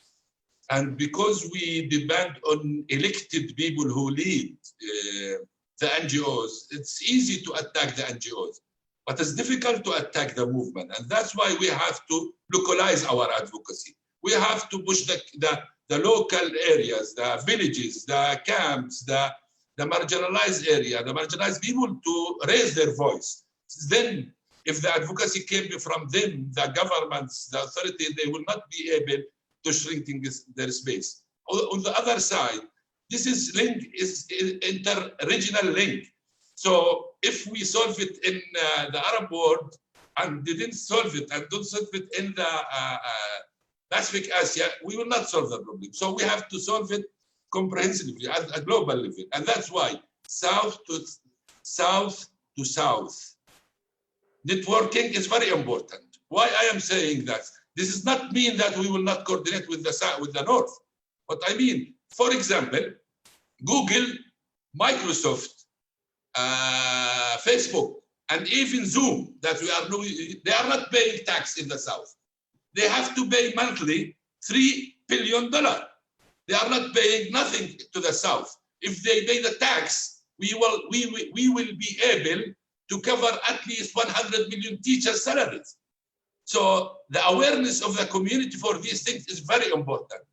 South to south collaboration now is very important because we are the area who is affected by all this new liberalism policies. And that's why we will coordinate with the north. But the problem is us. And that's why south to south networking, south to south awareness is very important at the community level. So in the coming period, I do believe this is one of the important, if we want to really to increase the domestic finance to the education. Otherwise, without tax justice, without justice, we will not even able to get one person to contribute to the education financing. And in the coming period, we have to rethink together. We have to really to deeply go to read our failures, also to fix our why we failed in some aspect and why we succeed in the others. We have to carefully to read our failure, especially when we speak about adult education, in order to go back, to go forward in much strong vision to the future. And finally, the immunity is very important for the society. So we have to really come up with a new thinking, with a new structure, with a new attitude towards the future. Thank you. Well, thank you very much, Refat, and thank you to all our distinguished panelists. This has been a very rich set of discussions, and thank you for the comments on the chat box. We are recording this. We are recording the comments as well, because this will certainly feed into our ongoing discussions in the strategic planning process. Colleagues, it is clear that we are in deep crisis, and this has well preceded the COVID crisis, and the COVID crisis has just accentuated this crisis, but there are opportunities that we no doubt will be able to build on. We are faced by war, by conflict, natural disasters, which have been made more violent by the climate crisis. And as many of the speakers, including Lalita, has said, to address the climate change crisis requires an overhaul, a new paradigm, a new change in our ways of working and functioning and in the way we view development. We have been facing a crisis of governance with a rise of authoritarian rule legitimized by electoral processes. That's what's even more worrying in the current circumstances, as people deeply frustrated by how they have continued to lose out in the earlier dispensations have been seduced by promises of order. No doubt as well being assisted by the systematic bombardment of fake news. How Divisions have been stoked for narrow political ends, portraying minorities, those by race, gender, identity, caste, religion, as the cause of social problems and therefore legitimate targets of repression and further marginalization. And this is done with the power and the might of the state in many countries of our region. And those of us who dare challenge this are criminalized, and legitimate protests by youth especially and women are dealt with brutally in many contexts. Education, which is supposed to be a very powerful tool in terms of challenging this, has a very big role to play, but we need to rethink the education that is taught. We will need to rethink what are the ways these are best delivered because of the huge inequities which accord a certain kind or quality education for one small segment and poorer education for a larger or the vast majority. And in the midst of this, we face the challenge of the narrowing down of the SDG 4 promise, face the challenges of privatization, of commercialization of education, including pushing our countries into greater debt to be able to address the gaps in financing of public education. Yes. Colleagues, we will address these many questions and issues in greater depth as we move into the thematic discussions. But I think to conclude, despite all this, there is much promise because of the movement we have built, which is strong in its reach, which is strong in terms of its ability to integrate local, regional, and global, which is strong in its ability to foster South-South cooperation, and which is strong in also fostering intergenerational solidarity and unity, because even as the young person in our panel said, Shraddha, even as we are the future, we do not live in isolation, and we need to work hand in hand with those who bore the torch and handed it over to us, because only then can we truly achieve what we intend to achieve and our mission within ASPBAE. So colleagues, I think we can close our session now with apologies to the organizers for going a little bit over time. And let me end with finally thanking Lalita, Refat, Nani, and Shraddha, and all of you colleagues for your participation, your attention in this session. Thank you very much, and over to you, Thea, for the next part of our workshop. Thank you. Thank you so much for that wonderful panel, and wow, what a great discussion we had. And as Maria said, we are moving on to the thematic working group. But before we do that, we are going to have a break. We're going to have a break for 15 minutes. And during the break, we are going to assign the participants to their respective breakout rooms. So please stay tuned, and then we will bring you to your breakout rooms. So 15 minutes for our break. Thank you so much.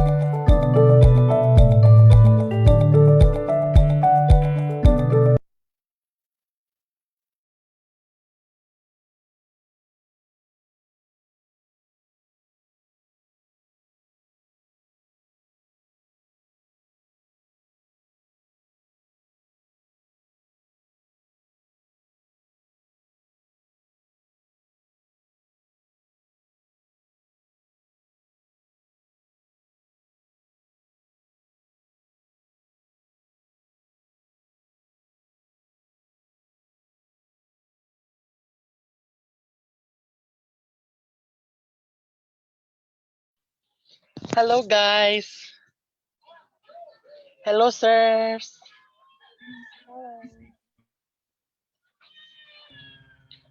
Gosh.